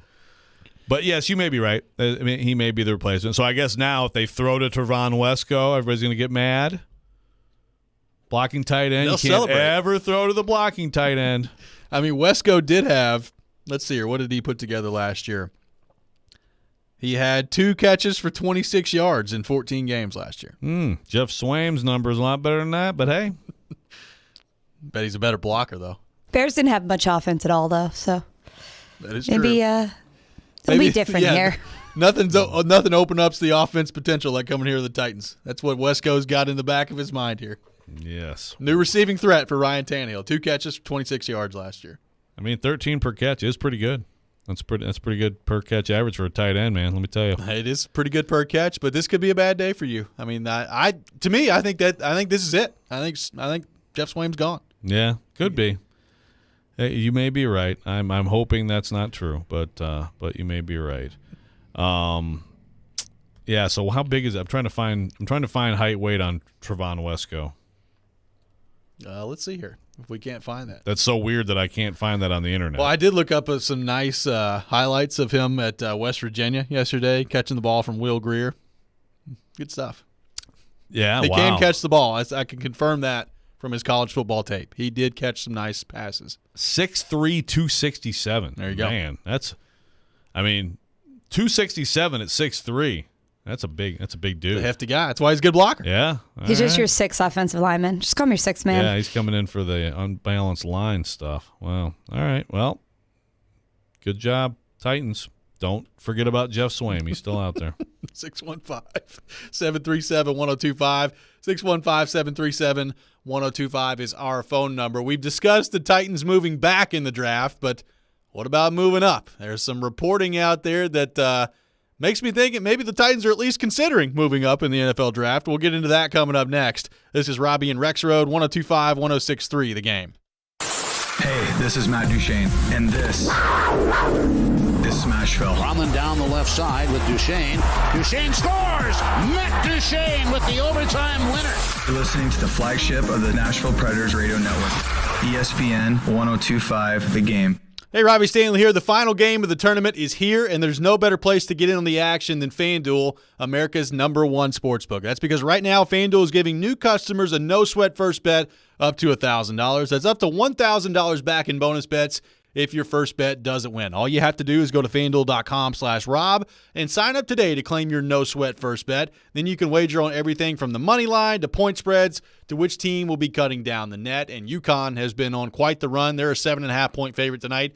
I'm going to take UConn. I'm going with the Huskies to cover that spread. But you can take it any way you want to take it. Just make sure you do it on FanDuel Sportsbook, all in an app that's safe, secure, and super easy to use. So don't miss your shot at a no-sweat first bet up to $1,000 when you join FanDuel today. Just go to FanDuel.com/Rob to sign up. Make every moment more with FanDuel. Must be 21 or older and present in Tennessee. First online real money wager only. $10 deposit required. Refund issued as non-withdrawable bonus bets that expire in 14 days. Restrictions apply. See full terms at FanDuel.com/sportsbook. Got a gambling problem? Call Tennessee Redline at 1-800-889-9789.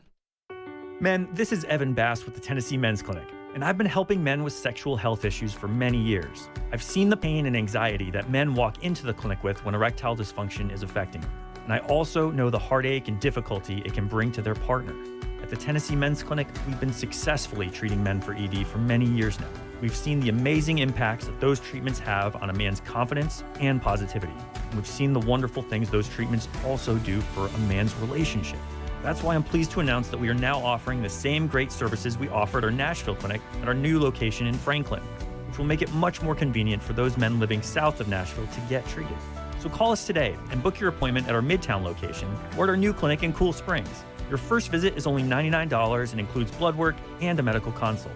Call 615-208-9090. That's 615-208-9090 or go to TennesseeMen'sClinic.com. Visit our website to learn more, including side effects, treatment, sex start, results vary. Hey, it's Jared. Are you looking to move? If so, do yourself a favor and reach out to my friends at TriStar Moving. You can be assured your move will be stress-free because they've got new utility vans to help with pack jobs to separate your high-value or fragile items from the bulk of your furniture, and their movers are carefully picked and highly trained. No one in the game is doing this. TriStar Moving is raising the standard in the moving industry. When you're ready to move, give them a call. TriStar Moving, 615-640-1219, or online at nationalmoving.org/radio and tell them Jared Stillman referred you for 10% off. That's TriStar Moving. If you missed the latest from Stillman & Company, all these games for the most part, except for the ones that UConn plays, all these games have been freaking awesome. And that's what happens when the tournament is wide open. And we saw that this year. A team would be ranked number 1, and everyone would say, okay, this is the best team in the country, and then they turn around and lose. Alabama, number 1, best team in the country, lost to Tennessee. Kansas, number 1 seed in this tournament, lose twice to Texas in the last week. This tournament has been outstanding. I mean, I can't say enough about how much fun I've had watching these teams. And I don't know anything about most of these coaches, and I don't know anything about most of these players, and I don't care. I don't have to. I don't have to be a basketball expert to be able to enjoy this tournament for what it is. It has been true March Madness. Stillman and Company, weekdays from 2 to 6 on 102.5 and 106.3 The Game and the Game Nashville app. 102.5 and 106.3 The Game is live and local. And now let's meet the starting lineups. Robby and Rexrode 6 to 9. You are talking about a team that's building a roster. Chase and Michelle 9 to 11. He's still under contract. It's not always X's and O's. Caroline, Willie, and D-Mace 11 to 2. Trades, free agents. Let's get it going. I think this is a good hire. And Stillman and Company 2 to 6. I can give you one of the best coaches in the league. And don't forget, we're your home for all things Nashville. He scored! Nashville's best sports talk, 102.5 and 106.3 The Game. Hey, this is Jordan Rogers, and you're listening to Nashville's best sports talk, 102.5 The Game. Welcome back in, Robby and Rexrode, 102.5, 106.3 The Game. Robby Stanley, Joe Rexrode, Michelle Knezovic here with you on this Monday morning. Taking your thoughts on our phone and text lines driven by WilsonCountyHyundai.com. Speaking of that, I got a pair of tickets to give away before you can buy them to see the All-American Rejects at Municipal Auditorium coming up on August 25th. Be caller number 3, 615-737-1025, 615-737-1025. Caller number 3 will win a pair of tickets before you can buy them to see All-American Rejects at Municipal Auditorium coming up on August 25th, 615-737-1025. So, Joe, we have discussed the idea of the Titans moving back and what it would take to move back in this draft coming up.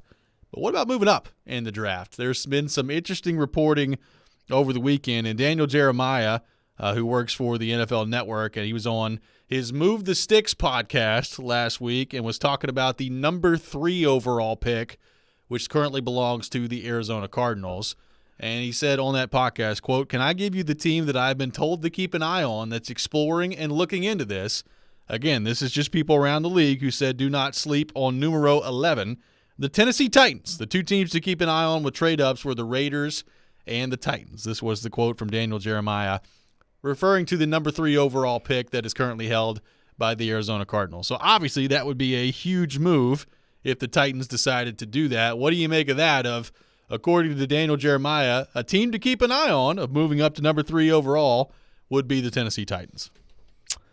So, based on what?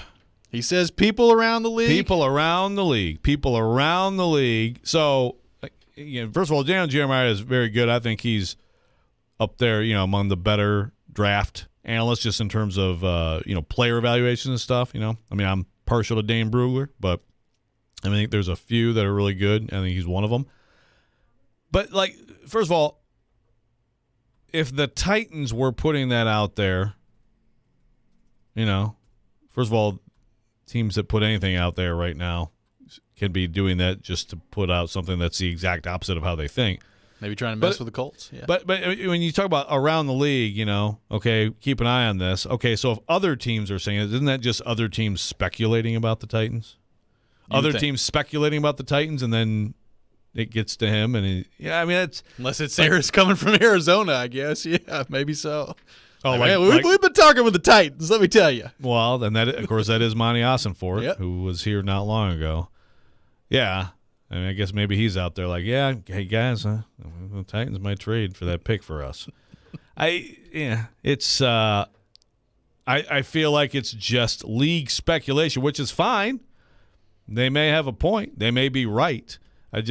All this stuff, if you go through every year and keep track of all things like this leading into a draft, I mean, I bet you 80-90% of it does not materialize. It doesn't mean that there was nothing to it, sure, but doesn't materialize. So that said, look, I think it's it's the same thing that we've been talking about. I mean, to me, if there's someone you really believe is your quarterback of the future and you can do it, and also, by the way, if you think the Colts are going to take that quarterback of the future and you can jump in front of the Colts and take him instead, sure. Give it a shot. It's not quite as extreme as what we were talking about with my plan for the Titans, which was it's not quite. To send half the team to Chicago to get Bryce Young, but it'd still be a hefty price, I would think, to go from 11 to 3. You know, the Cardinals going to be willing to go down to 11. I know Monty Ossenfort worked here recently, so he's friends with people here. That doesn't mean he's going to give him a friend price. Well, I would say this. I would be very surprised if the first round comes around and Arizona's still picking at number 3. Like I would be. They shouldn't be. I'd be very surprised. Like they should take advantage of this. They should absolutely take advantage of it. Look, I don't know that I love Kyler Murray being the long-term answer at quarterback there if I'm an Arizona Cardinals fan, but right now he is, and he's under contract. So that's going to be what it is, at least for the next little while. So I'd be surprised if they pick there. Now, again, following the way I think this is going to play out, if you're picking there, if you're the Titans or whoever moving up, it's probably because you love one of either Anthony Richardson or Will Levis, because the top two I think are going to be Stroud and Young in some order. So if you're moving up to number 3, it's probably going to be either a Levis or a Richardson that you have your eyes on. And I don't know. I mean, look, depending on who you ask, that could go one of a bunch of different ways. I do know there are some Titans fans that if one of those guys were available at number 11 are like, really? You're going to take one of those guys at number 11 when you've got all these different needs that you have on your roster? This is a totally different thing even from that in terms of moving up. That's costing you picks in this year's draft at least, and maybe a little bit more as you move forward here too. So if you're taking the quarterback, you better be sold that he's your guy moving forward, especially if you're moving up to go do it if you're the Titans, because that's going to pretty dramatically affect what you have at your disposal for the rest of this draft too. No doubt. Yeah, there's no such thing as, oh, okay, sure. A quarterback. Yeah, we need a quarterback. All right, let's give it a try. If that's any part of this, forget about it. You know, just fill other positions you need. But to me, and it's got to be Richardson. I would think, not Levis. You know, I mean, but hey, for all I know, Will Levis will be the 14-year Pro Bowl guy out of this draft. Well, he could be better than everybody else. He could be. I think he's going to slide. Now, where does he slide to? I don't know. But I think of all the ones that are likely to slide, I'd probably put him at the top of the list. Like somebody, probably multiple somebodies, are just going to fall in love with Anthony Richardson because of the athleticism. Like everything, the testing is off the charts, and he's out there doing backflips in the middle of the pro day and all that stuff. Like somebody's going to fall in love with Anthony Richardson where, with Tannenbaum having him going 11 overall, the Titans, I'd be pretty surprised if he's available at number 11. Like if you told me today that Will Levis was available at number 11 for the Titans, I don't know that I would be overly surprised by that. Yeah. And if they love him, then great. Wow, works out great. You didn't have to even give up anything to get him. But I would suspect that he would probably keep going. Did you see Fowler's report that Indianapolis, the buzz is that they want to take Levis at 4? So then when I saw the Tennessee Titans report moving up to 3rd, kind of to your point, Joe, when you said they don't want the Colts to get them if they think that he's their guy. But even if that's the case, even if the Colts want him at 4, there could be other teams that want to go to 3 to get Richardson. So you got to beat them out for Richardson, So you look at it that way. Josh from Murfreesboro says, could it be a trade up for Will Anderson? Will Anderson's a really good player. I think he's going to be a good player in the NFL. You don't sacrifice all this stuff, to me, to go get him at 3. If you're trading up to number 3, you're going to get a quarterback. Yeah, if you're the Titans. Yeah, I think you have to get the new direction of your franchise established if you're going to make that kind of move. And Will Anderson is not setting a new course for your franchise. Good player. I mean, I think he's going to be a good NFL player. I do too. But no. It's just positionally, if you're giving up that much, it's probably to go get a quarterback. Now, I guess I'd still end up being pretty surprised if this actually happens with the Titans. But I don't think Daniel Jeremiah is just pulling this out of thin air either. He's like you said. I mean, I think he's pretty good at what he does, and I'd be interested to know what people around the league means. We're not going to know that, but when he says people around the league who said don't sleep on number 11, the Titans, I'd love to know what people around the league actually means. Yeah, look, I mean, if it's based on a conversation, Trent Baalke over there, watch it, man. Titans might. Yeah. They saw our culture last year, and they're trying to replicate it. He heard it on the golf course. Yeah. If this is a conversation, the Titans, Rand Carthon's had, and somebody who he had a conversation with decided to leak it. Well, okay. I'm not saying that can't happen, but it just feels like speculation from other teams, So, it would be exciting. We'll see. Yeah, Shoot, hey. Personally speaking, I'm much more into. I mean, look, last year on draft night, I got the pleasure of just being outraged by their terrible move, and it was an easy column to write, And this year, it's like something like this would be a lot more interesting than and the Titans take Peter Skoronski, number 11. Hey, all right, Peter Skoronski, go Cats. Yeah, so we're all for more interesting draft night stuff from the Titans. Can you imagine just the wide? Whether it's a Levis or a Richardson, just the wide variety of opinions that will be shared our way if the Titans move up and do this on draft night. Oh, man. Yeah.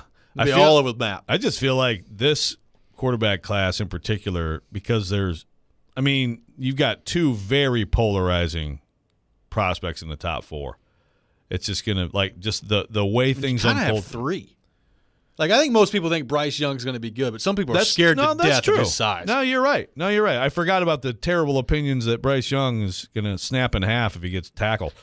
It's amazing. People, I heard Bryce Young talking. It's people think he's 5'3", 150. I mean, he's 20 pounds lighter than C.J. Stroud, dude. Calm down. But yeah, you're right. But you're right. There are people saying it, so I guess you could say, I feel like this quarterback class is going to be especially fascinating to track as they get into the league in the next few years. Whereas now we've also gotten to the point where people look at C.J. Stroud and they're like, oh yeah, he's sure thing. Yeah, right. Okay. Yeah, and I like him. But I could make a case in my mind to go Hendon Hooker over him. If he's Georgia game version C.J. Stroud all the time, then I really like him. Mm-hmm. That'd be great. Yeah, I think somebody's going to end up with a really good player if that's what he is. You watch the Michigan game, wasn't as good, but he's good. 615-737-1025, 615-737-1025. Coming up next, it's time for the Red Rant here on Robby and Rexrode. We'll get back into the women's college basketball national title game discussion that we had to begin the show here today. That's coming up next. This is Robby and Rexrode, 102.5, 106.3, The Game. The crowd is standing on its feet. It's in the hole! It's in the hole! Join 102.5 The Game for the second annual Music City Celebrity Golf Tournament, benefiting Souls for Souls, June 7th at Hermitage Golf Course. Put your team together and come play with athletes, musicians, and other local celebs. Be the ball. Support a great cause and have loads of fun. Plus, you'll have the chance to win awesome prizes. Sign up to play, sponsor, or donate at theGameNashville.com/golf. It's championship week at the Electronic Express Markdown Mania sales event. We've got slam dunk deals in every department, including all 4K TVs, computers and tablets, smart home, headphones, and more. Is it time to update your kitchen? Visit our convenient locations for up to 50% off all your appliance needs in stock and ready to deliver. Plus, get up to 3 years interest-free financing. Sale ends Saturday. Electronic Express. We make it happen. Join 102.5, 106.3 The Game and the Nashville Predators Energy Team this Monday, April 3rd at the Rusty Nail in Hermitage to watch your Nashville Predators take on the Dallas Stars. Enjoy $3 2-lane beer drafts and cheer on the Preds. That's the Rusty Nail in Hermitage. Go Preds! If you missed the latest from Stillman and Company. That's what all these teams are discussing. They are discussing whether or not they go with the Hendon Hooker and the risk that maybe he works out, maybe he doesn't, which with all those guys, it's probably about 50-50. And the better of an infrastructure that you have for him, the better offensive play caller you have, the better skill position players you have, kind of all the things that have really set Jalen Hurts up for success, the more that you have around Hendon Hooker, the more likely he is to be successful. Or I can put all my chips in the middle on Lamar Jackson, and then all those other things go away because I can't run an offensive scheme for Lamar that's not the Lamar Jackson scheme. I can't have all these great skill position players around Lamar because I'm paying Lamar $50 million. And so now Lamar has to carry my team. And he's played 12 games each of the last 2 years. Stillman and Company, weekdays from 2 to 6 on 102.5 and 106.3 The Game and the Game Nashville app. Wait, aren't these all charitable donations? At Magda's Tax Prep, every person counts. I'd rather not have to file for an extension. She needs new auditors to maximize returns on her family time. On itemized deductions. Hey, can someone help with these 1099s? Indeed can help her hire great people fast. I need Indeed. Indeed you do. Our hiring platform instantly connects you with quality candidates whose resumes on Indeed match your job description. Visit Indeed.com/credit and get $75 towards your first sponsored job. Terms and conditions apply. Get in zone, AutoZone. Welcome to AutoZone, America's #1 brakes destination. We have the pads, rotors, drums, shoes, and brake fluids to improve your stopping power. Right now, save 15% when you get any 2 Duralast rotors with a set of Duralast brake pads. Missing a tool? Ask about our free Loan-A-Tool program and borrow the tools you need to get the job done. Get in zone, AutoZone. Claim based on data from the MPD Group 2021. Deposit required for Loan-A-Tool. They talk sports. The Predators get the 2-point, which is obviously what they needed. They're not making big moves that are jaw-dropping signings in free agency. They talk life. Well, I almost just fell down the stairs, so there's that. My backpack was so heavy, the seatbelt alarm was going off the entire trip. But most of all, they have a good time. Here or there. Yeah. Chase and Michelle, weekday mornings at 9 on 102.5 and 106.3 The Game and the Game Nashville app. You're listening to Robby and Rexrode. It's part of this nutritious breakfast. On 102.5 and 106.3 The Game and the Game Nashville app. She can be fiery when you make her mad. Are you kidding? I'm working. It's Michelle's turn for the Red Rant. Look, you can't pull me out of this right now. Now on Robby and Rexrode. It is that time of the day, time for the Red Rant here on Robby and Rexrode. You can check it out every morning at 7:45. The Rob Rant, the Rex Rant, the Red Rant. And we discussed part of this earlier in the show today. LSU wins last night 102-85 against Iowa in the women's national title game. But that was not the only story coming out of the game last night. Michelle Knezevic, the floor is yours, discussing last night's, or I guess yesterday afternoon's, national title game between LSU and Iowa. Okay, let me just preface this. LSU, you know, they outplayed Iowa, right? This was not a close game the entire time. Correct. And the trash talking, let's get over it. It's not that big of a deal. Those were like the other storylines I feel like that came out of this. But one of the biggest ones, and what people actually, I think, should be getting mad about on Twitter, is the officiating during this game. First off, just every 5 seconds, stop. It's like, just let them play. Just let them play it out. It's a national championship. We don't need to call every single one. A lot of flow to it. No flow. I'm sitting watching the game. I'm like, oh my goodness, like, come on. Like, let's just let them play. Like, just let these girls play out there. So that's the first thing.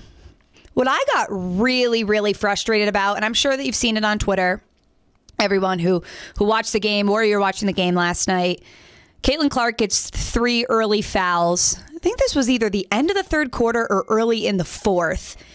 And their center, Iowa center, I forget, Serzano's her last name. She gets her 4th foul. She's, going to take a layup. She gets her 4th foul. And then, at that point, it's major stress mode for Iowa.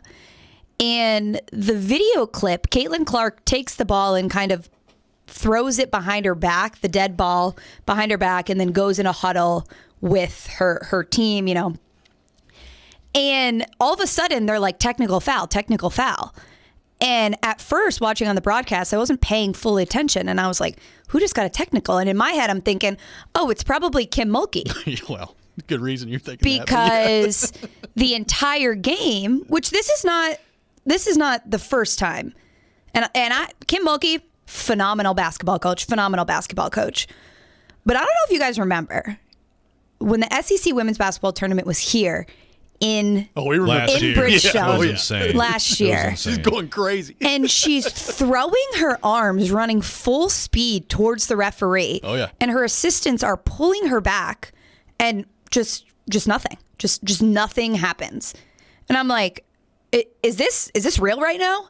And then for us to see, Caitlin Clark throw the ball or whatever. And even the broadcast, I will give. Well, she hit it. She didn't even throw it. She just kind of like slapped it. Hit it, snapped it behind her. And I give, Rebecca Lobo and Ryan Rucco a lot of credit because they called a spade a spade. They're like, that was ridiculous. She didn't say anything to the referee. Like she didn't move her lips or anything like that. And then a video on Twitter surfaces that I didn't see during the game. Kim Mulkey is making physical contact with the referee. She's actually tackling referees. And the ref is like stiff-arming her, so she can't get by her. And I mean... And that's not a tech. She's on the floor. And that's not a technical. First off, I think to call a tech on... Like, you're in the national championship, the point of the game you're in, to call that a technical foul, where she just whips the ball behind her, it's a dead ball behind her, they go into a huddle. She's not like doing this egregious thing. And then for the coach on the other side to act that way, which it's not the first time, has acted that way so many times in basketball games here in Bridgestone Arena a year ago. She is never, I mean, she's gotten technicals before, but it's kind of ridiculous at this point that she can act that way, make physical contact with the ref. If a player makes physical contact with the ref or anything, it's immediate. Technical. Yep. A lot of coaches too. Well, yeah. I mean, look. First off, like, I agree with everything you're saying. I don't think the technical foul made an impact on who won the game or anything like that. Yes, like LSU was going to win. But what were they? I think they were down 9 at the time, and then that extended it to 11. Like, it's the national title game, and it's the best player in the sport. She better be doing something pretty darn egregious for you to call a technical foul in that situation. And then there's the Kim Mulkey part of it too, where, like Michelle brought up, the video clip of, I mean, she's physically on the court going crazy and making contact with an official, and just nothing is called there. Obviously, while all this was going down yesterday, that was the main talking point on social media of, the refs. Like, I think the refs were trending on Twitter as the number one trending topic on Twitter yesterday. Not what you want. Not what you want in the national title game with what you said, Joe. Other than that, I thought a fabulous weekend for women's college basketball. You brought up the Iowa-South Carolina game, and a lot of eyeballs on this game too, but you do not want one of the stories coming out of the national title game to be the officiating. And you've talked a lot about college basketball officiating before. Yeah. So now there is, technically speaking, on the technical, Lisa Jones, there was a pool reporter, and she said it was because they had already had a batting the ball away for a technical, or as a warning, so they had a warning. So it was two times of like delay a game. So that's technically why she got a technical. But that's a great example of use your brain if you're an official.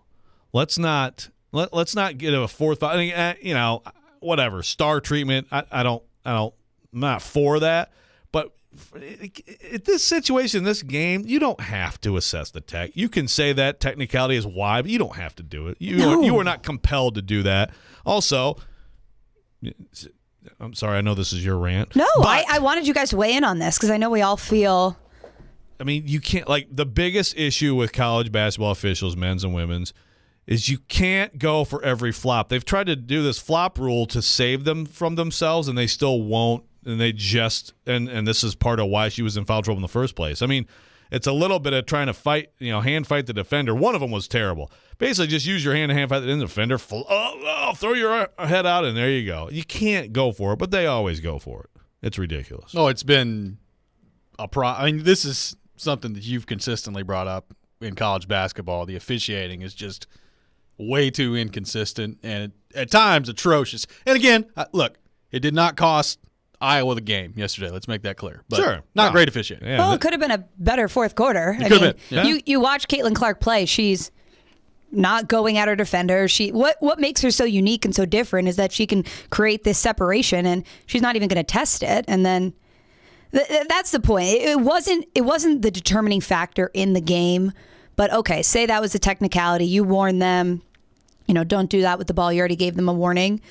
But if that is going to be the tech that you're calling during the game, like let's look at what is actually happening. Kim Mulkey's literally on the 3-point line in some like she is on. There was a tweet and it was like Kim Mulkey's been on the court more than Caitlin Clark has been. He's been out there a lot. And maybe I'm being selfish, but when she got that fourth foul, I mean, the game is over. It was over. It was over, right? You saw the level of play on Iowa's side. It was completely different. So just very, very frustrating. I know LSU is going to win, whatever.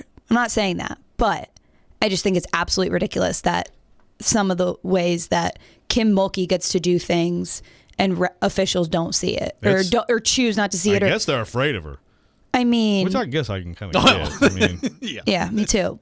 I was kind of disappointed in her outfit yesterday. It wasn't as eye popping as I thought. I mean, the one she had in the on Friday was pretty outstanding. Fluffy, with the pink, fluffy, that was shoulder like pads. Basically, 1987 shoulder pads on steroids. And she had like the tiger print stuff yesterday, which was fine. But I was expecting a little bit more from Kim Mulkey. She could have done better. John says also people were claiming Kim Mulkey's ahead of Pat Summitt and Gino Auriemma. I think this is like one. This again. I mean, I can't wait to just never be on Twitter again. No, I'm so done with it. Like one TV reporter in Louisiana, I think, was like, Kim Mulkey is the greatest of all time. It's like, no. But see, it's a great coach. One dumb tweet, and it becomes a quote-unquote narrative. I don't think you're going to hear a lot of that. I hope not. 615-737-1025. 615-737-1025. Coming up next, we'll be joined by Corey Curtis from News 2. We'll get his thoughts on the Titans and the NFL Draft. A lot of that discussion that we've had, get his thoughts on the Preds and their big week coming up this week as well. You're listening to Robby and Rexrode, 102.5, 106.3, The Game. Stuck at work without a radio? Wait a minute. Disastrous. I hate that. It's got to be there. That's okay. Download the Game Nashville app or go to theGameNashville.com and listen live. We are Nashville's best sports talk, 102.5 and 106.3, The Game. ElectronicExpress.com. We make it happen. Cards issued by Sutton Bank and Celtic Bank members of FDIC. Terms and conditions apply. What if you could do business without busy work? With Ramp, you can. Ramp is the future of finance with smart automation, corporate cards, and spend management. Just imagine, no more expense reports or shuffling wrinkled receipts. No more slogging through invoices or getting surprised by unexpected charges. Just your business's big idea with smart spend controls, automation that crushes busy work, and real-time insights so you can make it happen. In other words, Ramp completely reimagined finance to make it work for your business. Get set up, issue corporate cards, and start making payments in less than 15 minutes. See how Ramp does finance. Join today and get $250 just for signing up. Just go to ramp.com/offer. That's ramp.com/offer to get $250 for signing up. That's ramp.com/offer. We buy any car. We buy any car. We buy any car. Any. Trading in or selling your car, truck, or SUV? WeBuyAnyCar.com takes the hassle out of selling in 3 easy steps. 1. Get a free online valuation. 2. Drive to your local car buying center. And 3. Walk out with a check in about an hour. So don't wait. Get your free online valuation now at WeBuyAnyCar.com. Find out how much your car's worth at WeBuyAnyCar. Attorney Joe Cordell. Business owners and professionals face special challenges in divorce court. In addition to everything else going on, they have to contend with allegations that they are earning more than they are, coupled with claims on their business or practice itself. Clients with assets depend on their divorce lawyer skills in these matters, and that's why it's so important to hire someone that has those skills. Schedule an appointment with one of Cordell & Cordell's Nashville area attorneys. 810 Crescent Center Drive, Suite 160, Franklin, Tennessee, 37067. Time for the Preds Report. Presented by New Nissan. The Nashville Predators hosted their division rivals, the St. Louis Blues, Saturday afternoon at Bridgestone Arena, and they held a 3-0 lead. An even strength goal, power play goal, and a shorthanded goal, and then it was another one of the youngsters who came through for the Preds. Goes down and centers up the score! Kiefer Sherwood centered. Luke Evangelista Evangelista puts it in. It's 4-zip Nashville at 13:27. Luke Evangelista scoring his 6th of the year from Sherwood and Novak as the Predators take a 4-0 lead there and go on to win it 6-1. Up next, Predators taking on the Dallas Stars Monday night in Dallas. This is Pete Weber reporting. All the best car deals in Smashville start at Newton Nissan. Visit them at Newton Nissan of Gallatin or Newton Nissan South in Shelbyville. This is Nashville's best sports talk. ESPN 102.5 The Game. Now, your Game Center update. For the first time in history, the LSU Tigers women's basketball team have won a national championship. Kim Mulkey now has 4 national championships. The only other women's coaches with 4 or more are Gino Auriemma and Pat Summitt. Men's national championship tonight will be between San Diego State and UConn. UConn a 7.5-point favorite. The Nashville Predators with a huge win over the St. Louis Blues. Luke Evangelista with 4 points in the game. Here was Evangelista after the game. You know, everyone's been traded off, but, you know, there's an opportunity for the young guys, and, you know, everyone in this room right now is who's keeping us in the playoff race. So, you know, like I said, there's an opportunity for us, and it's up to us to take advantage of it. And, you know, we're staying right in the hunt and trying to make a push here, so we're doing a pretty good job. The Predators have an important stretch ahead of them tonight. They will face the Dallas Stars. Puck drop at 7:30. Our coverage will begin at 6:30. This report is brought to you by the law offices of Amanda Gentry. I'm Michelle Knezovic for 102.5, 106.3 The Game. For more, follow us on Twitter at 102.5 The Game or visit thegamenashville.com. Live from the Hiller Plumbing, Heating, Cooling, and Electrical Studios. WPRT-FM Pegram, WPUC HD2 Laverne. Robby and Rexrode. Chase and Michelle. Caroline, Willie, D-Base. Stoney Company. Nashville's best sports talk. Crank it up. 102.5 and 106.3. Cranks it, he scores! On both sides of the one big possession. Touchdown, Middle Tennessee. The Game. A Cromwell Media Station. Mixing sports and a little bit of fun. This is fun! On your morning drive. This is Robby and Rexrode. With Robby Stanley and Joe Rexrode on Nashville's best sports talk. 102.5 and 106.3 The Game. And on the Game Nashville app. Ladies and gentlemen, it's showtime. Final hour, Robby and Rexrode, 102.5, 106.3 The Game. Robby Stanley alongside Joe Rexrode. Michelle Knezovic here with you on this Monday morning. And as we do every Monday morning at 8 o'clock, we go to our 102.5 The Game phone line, driven by WilsonCountyHyundai.com, and welcome in our friend Corey Curtis from News 2. Corey, good morning. How are you? Buckle up, gang. We're going for a ride. Let's do this. Let's do this. Let's do this right now. So, Corey, we were talking about report is the word, from Daniel Jeremiah of the NFL Network over the weekend on his Move the Sticks podcast that, according to people around the league, the Tennessee Titans, a team to keep an eye on in terms of moving up to number 3 overall, currently occupied by the Arizona Cardinals. What do you make of that report? And, I mean, logic would tell me that would probably be one of Anthony Richardson or Will Levis that would be available at that time. What do you make of those two prospects?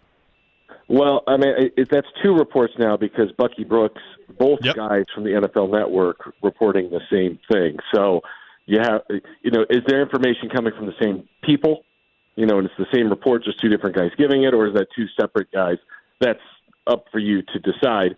But, I think with Rand Carthon at the Combine, trying to find out how much his players are worth, I think he's trying to find out how much it would cost to move up. Because, look, getting a quarterback this year makes a lot of sense because it's not last year when there weren't any quarterbacks really to go get. There's few this year. And, look, I don't think that it's a guarantee that it's Stroud or Young. I think that makes the most sense that Stroud and Young won too. I do. But, like when Baker Mayfield went 1, not everybody knew that was going to happen, and it did. It only takes one person to fall in love with Anthony Richardson. That's it. And it, upsets the entire apple cart on what happens. So, I mean, it's not out of the realm of possibility when you see the raw athleticism. And at that position, it is a leap of faith. I mean, really, we see it over and over again. There's no guarantees at that spot. It infuriates me when I see people say, well, this school's got a bad history of quarterbacks. Tell me the school that has a history of quarterbacks who come in the NFL and dominate. Stanford, because they had Elway and Luck. Or is it Southern Cal? Or Matt Leinart, man. Yeah, Brady came out of Michigan. Do they have a big run of NFL quarterbacks that have been superstars? You've got to take players one at a time. I don't care where they go to school. You take players one at a time, and you find out what they've got. All of these guys have ability. Shoot, guys, Zach Mettenberger had ability. He was big, he was tall, he had a big arm. They've all got ability. You just got to be able to sit down and meet them and figure out, do they have the drive? Do they have the passion? Do they have the smarts? Do they have the recognition? Do they have the hair trigger? Do they have the accuracy? And you've got to take that leap of faith, because they've all got a lot of these qualities. It's, can they do it against the toughest competition? And that is the most difficult thing to figure out, it seems, in all of professional sports. I think the scary thing about, like Levis and Richardson, especially Richardson, is the inexperience, but the results. Stroud and Young's results are obviously a heck of a lot better. Yeah, well, thank you for hitting on one of my all-time pet peeves. If we're talking about a coach, the same coach system over a period of time, fine. You can talk about quarterback development. But because you have the same jersey from 30 years ago, like what does that have to do with anything? It has nothing to do with anything. Keith Schuler went to Tennessee. Don't take Peyton Manning. Yeah, exactly. Back when they ran the wing T, they really struggled to develop NFL quarterbacks. I'm telling you. Johnny Majors didn't quite work out in the NFL. Great halfback, though. Yeah, so, I do feel like, Corey, I agree with you on the results and everything. I'm wary of both of those guys, Richardson and Levis.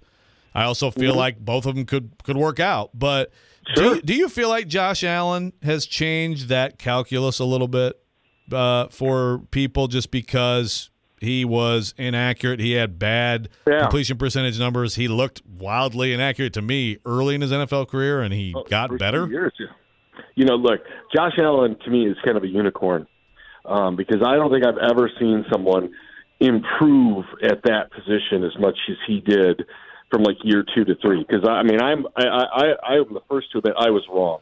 I didn't love him coming out. I loved the size and the arm strength, but I just didn't love him, from an accuracy perspective. And then the first 2 years, I'm like, this guy's a bust. He can't. I remember watching him play the Titans when he was a rookie. What was that? What was it, the Nick Williams game? Yes. He dropped the ball. Yes. He couldn't hit a barn, and you could stand 3 guys in the end zone and he'd miss them all. And I thought he was just going to be a complete bust, and he got it fixed. He got it worked out, and now he's a spectacular player. So I do think he gives people hope. The thing with like Anthony Richardson and that 53% completion percentage is it's 1 year. It's 1 year. And so you'd love to see him back at Florida this year to see how much he can make that completion percentage go up, to see the growth there, and how much of it is new system, the players around him, drops. I know everybody likes to talk about drops, but that's a heck of a lot of drops to get to 60%. So there's a lot that goes into it, but it's still a leap of faith. That's all there is to it. There are very few Andrew Lucks in the world where you look at a guy and you're like, yeah, I'm like 99% sure this one's going to work out. Corey Curtis from News 2 with us here on Robby and Rexrode. Corey, what do you make of the Predators and the opportunity in front of them? They got a big week this week, lots of tough games. Obviously, we know what they've done with the roster, both with the trade deadline and the just incredible amount of injuries that they sustained as of late, and yet they've given themselves at least a puncher's chance heading into the final couple of weeks here. What do you make of what you've seen from this young group of the Predators? Well, I think what it tells me, number one, is that David Poile absolutely, without question, made the right decision, because unquestionably the results have not changed at all from the point where they dealt those guys to where they are now. They're pretty much kind of on the same pace, if not a little bit better. And so, they've traded away a lot of salary and a lot of age, gotten younger, gotten cheaper, and now you've got upside. So I think, that's exciting to me. And it's exciting to get these young kids playing in stressful games, because you get to learn more about them, seeing how they react to meaningful games. I love watching Luke Evangelista play. I'm going to say it on every show that I do. Oh, yeah. His ability to hold the puck on his stick and not panic. I mean, when he's on the ice with this puck on his stick, it's like he owns it. And he's just like, I'm going to hold this thing as long as I want. I'll get rid of it when I'm darn good and ready. I think he is going to be a fantastic player for the Preds, for a long time. So even if the Preds don't make the playoffs, I think with what they've done with the roster, it still makes this season a lot more exciting, because look, even if they make the playoffs, does anybody think they're getting out of round one? No. But, the fact that they're still battling, still giving themselves a chance, and it gives you a glimpse of the future and some hope for the future, and again, putting them in this scenario helps you separate those guys some as you look at these young guys and saying, all right, when the pressure's on, this guy really responded for us. And I think that that's valuable information for this franchise. So, Corey, I got to, see if we're bouncing around. Any strong takes from the basketball weekend, men's or women's, trash talk, officiating? Oh, yeah. Buzzer beaters? Number one, love the growth of the women's game, that it could generate as much buzz, arguably more buzz than the men's this weekend. I mean, did we ever I think definitely more buzz. Yeah, no, I mean, it's fantastic. It's fantastic because it gives us as consumers more options, more to talk about. It gives more people a chance to excel as athletes in the spotlight. I love one of the things that we're talking about is how much money these young ladies can make by staying in school. Yep. Can she stay in school and make more than she would in the WNBA? I think that is a result of NIL that not everyone necessarily saw. That is, I think, fantastic. And the level of play. The level of play was unbelievable. As for the sportsmanship issue, I was talking to Jared about this on the phone, and, we were talking about two wrongs don't make a right, and I agree with that. But, Keith Bullock said it this morning on Twitter, if you're going to dish it out, you better be ready to get it back. And you can't tell me that Caitlin Clark wouldn't have been dishing it out had Iowa won the championship. I think it's much to do and about nothing. I think it's sour grapes for a lot of people who wanted to see her win the trophy because she's a phenomenal player. The best team won. That's all there was to it. And, she, like I said, she dished it out during the tournament. Came up short, and she caught it in the end. Corey Curtis from News 2, our guest here on Robby and Rexrode, joins us every Monday morning at 8 o'clock. Corey, thanks as always for being with us, and we'll talk to you next week. All right, my apologies to Glennon. I understand he's coming up at 8:30. He is. And will obviously be a bitter disappointment compared to these 12 minutes. No question. He should be your opening act. He really should. No question about it. I tried to see if he could do 7:30, but Glennon's got to sleep in a little later. Do a quick set, and then we'll get to 2.5 hours of Corey. That's right. He's one of the few people in town who's older than me and still alive. Thank you, Corey. We appreciate you. Later. Corey Curtis from News 2. Legendary. 12 to 13 minutes every Monday morning at 8 o'clock here on the program. We'll take your thoughts. 615-737-1025. 615-737-1025. You're listening to Robby and Rexrode, 102.5, 106.3 The Game. We are your home for every big pass. Kevin Harvick takes over the race lead. Big wreck. Trouble turn two. One car is around and hard into the outside wall. And big win. Ricky Stenhouse Jr. has won the Daytona 500. Yeah! Woo! Catch every lap of NASCAR on 102.5 and 106.3 The Game and the Game Nashville app. If you compare a diamond from Genesis Diamonds to one you find somewhere else, one thing will always stand out. The Genesis diamond is, well, prettier and more brilliant. We will show you why our diamond's light performance is significantly greater than things you can get elsewhere. Genesis Diamonds Vice President David Cooper. Not just because of the color and the clarity, but because of things a certificate can't tell you. Because of the characteristics, the personality, the material. It's the extra step in quality control that comes from an owner obsessed with perfection. Our owner is incredibly picky when he buys diamonds, searching through hundreds just to get a handful. You will not see diamonds that have the fire at your average mall store or chain store or smaller independent because they don't have the access worldwide like Genesis Diamonds does. Our diamond's light performance, character, and explosive brilliance is bar none the best your money can buy. Don't compromise with a diamond that just looks good on paper. Get a diamond that reflects your love in the best light possible. This diamond has to be spectacular. Genesis Diamonds, Green Hills and Cool Springs. Hey, it's Jared for Hiller. Sometimes replacing equipment in your home can be overlooked until something breaks. But there's actually big problems that can come from outdated, old vintage HVAC systems. Older systems require more maintenance and results in higher utility bills. This month during Hiller's Vintage Showdown, they're giving away a free HVAC system to the owner of the oldest unit. It's easy to enter. Just go online to happyhiller.com and submit a picture of your old unit. Everybody wins with a trade-in credit and 0% interest financing for up to 48 months on replacement. That's Hiller Plumbing, Heating, Cooling, and Electrical. Call the Happy Face Truck today. Bob's Steak and Chop House in the Omni Nashville Hotel. Hi, this is Chef Mark at Bob's Steak and Chop House at the Omni Hotel. Looking for a romantic dinner with that special someone? Be sure to join us and try one of our signature dishes, like our Australian cold water lobster tail, flash fried to perfection, and tossed in lemon butter. Did I also mention we've won the Wine Spectre Award of Excellence 7 consecutive years? Come join us for a memorable meal here at Omni and be sure to ask for Chef Mark. Attending an event downtown? Dine at Bob's Steak and Chop House in the Omni Nashville Hotel. Golfers, tee it up at Edwin Watts Golf Shops and go farther and faster with the new G430 woods and irons from Ping. The Ping G430 woods introduce the next generation of speed with new face technology for longer and more accurate shots. The new Ping G430 irons are designed with pure flex technology for faster ball speed and more distance. Swing into Edwin Watts Golf Shops and get custom fit on the new Ping G430 woods and irons today. Edwin Watts Golf Shops, home of the 90-day satisfaction guarantee. Anyone want to tell me what happened? Did you miss any of today's show? It's okay. It's fine. Don't worry. Subscribe to the Robby and Rexrode podcast on Apple, Spotify, and other podcast platforms, or by going to thegamenashville.com. All right, I'll give it a shot.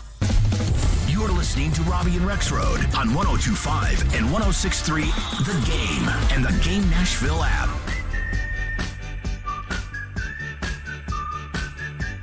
Join 102.5 The Game for the second annual Music City Celebrity Golf Tournament, benefiting Souls for Souls, coming up on June the 7th at Hermitage Golf Course. You can put your team together and come play with athletes, musicians, and other local celebs to support a great cause and have loads of fun. Plus, you'll have the chance to win awesome prizes. You can sign up to play, sponsor, or donate at thegamenashville.com/golf. Welcome back in. Robby and Rexrode, 102.5, 106.3 The Game, streaming live on Twitch, Twitter, YouTube, and Facebook. Our video streaming brought to you by Superbook. We are live from our 102.5 The Game studio, brought to you by Hiller Plumbing, Heating, Cooling, and Electrical. Thanks to Corey Curtis for being with us in the last segment. We will have John Glennon from NHL.com coming up at 8:30, so looking forward to that conversation with him. Joe, we discussed the women's tournament and everything that has happened in the aftermath of that. The men's national championship is tonight. UConn taking on San Diego State. San Diego State takes down my beloved FAU Owls at a buzzer beater on Saturday night to win 72-71. And then UConn continues its run of dominance. They take down Miami 72-59, the final score on Saturday. So UConn, a 7.5-point favorite heading into this game, according to the FanDuel Sportsbook, and UConn has been dominant so far in the tournament. What do you make of the matchup tonight in the national title game, and how equipped is San Diego State in your mind to hang in there with UConn and have a chance to win? Well, they're very good defensively. They have a lot of length. They protect the rim. They are in the gaps. They communicate when they play at their highest level. We saw what they did against Alabama. I mean, they, for a lot of that game, completely clamped down on Alabama. Then Alabama got hot, went up big on them, and they somehow came back and still won that game. So that's the team a lot of people thought was going to win this whole thing.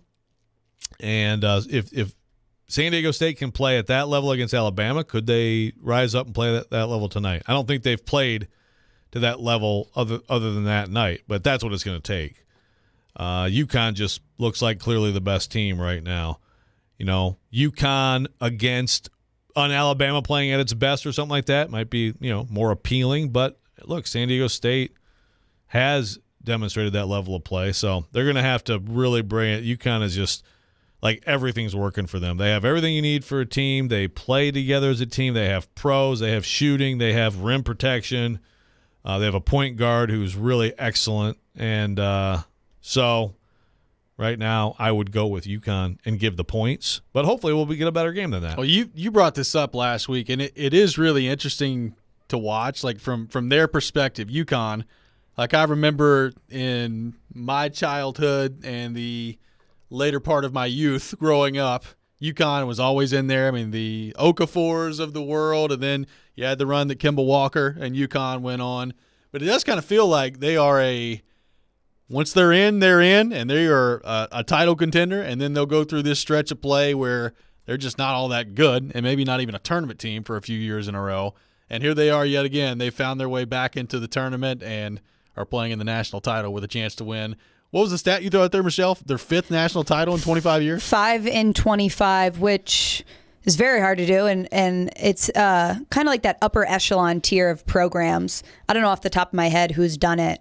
I think maybe Duke, Kentucky, UCLA. I mean, how many titles did K win? 8, 9? No. Oh, no. I think it was 6? 5, wasn't it? Maybe he won 6. Maybe he won 6, but even that was over a lot longer period of time than that, right? He won 5. Yeah. Whoa, I was way off. Yeah, I mean, no, it's from 1980 to 2022, 5. So there you go, 5 and 42 40 years. Yeah, so it's wild. And I mean, different coaches, right? I mean, Kevin Ollie's. I mean, again, it's so weird because I've had a front row seat for some of these things, including 2014. Shabazz Napier, they were a 7 seed. They were okay. Don't bring up 2014. That was Kentucky. Oh yeah. Michigan State. I thought was going to win it all. They're in the Elite Eight in the Garden. Shabazz Napier just takes over the second half. Then they beat. What they beat? They beat Kentucky, and then did they beat Florida? They beat Kentucky in the title game for sure. Title game. Who'd they beat in the Final Four? Either way, like every single win by that team was like, really?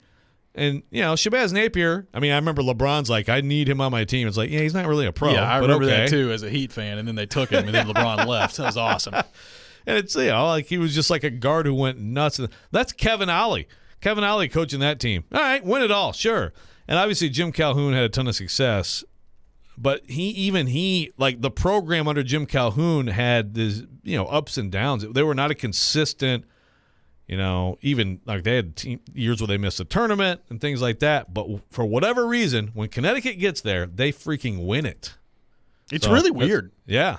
I mean, look, good for them. I mean, it's a testament to them. But they just, when you think of blue bloods, like UConn doesn't necessarily come to mind because, I mean, they don't really have the consistency that a Duke or North Carolina or a Kentucky or teams like that have, where they're just in there in the conversation year in, year out. But you're right. Once they're in there, they just go and win the whole thing, and it looks like they're on a path to do that again tonight. They won in 14 and 11. And they missed 5 of the next 6 tournaments. Exactly. Like, what? It doesn't make any sense. Yeah, right. And then but right before that, they won in 11, And you go back to the 03-04. I will say, although I think maybe their best team, that's what's funny. If you're a UConn fan, you would also say that the best team you had may have been the 06 or 05-06 team, absolutely loaded, and that lost to George Mason in the Elite Eight. But, But, yeah. That was Larinago's team, right?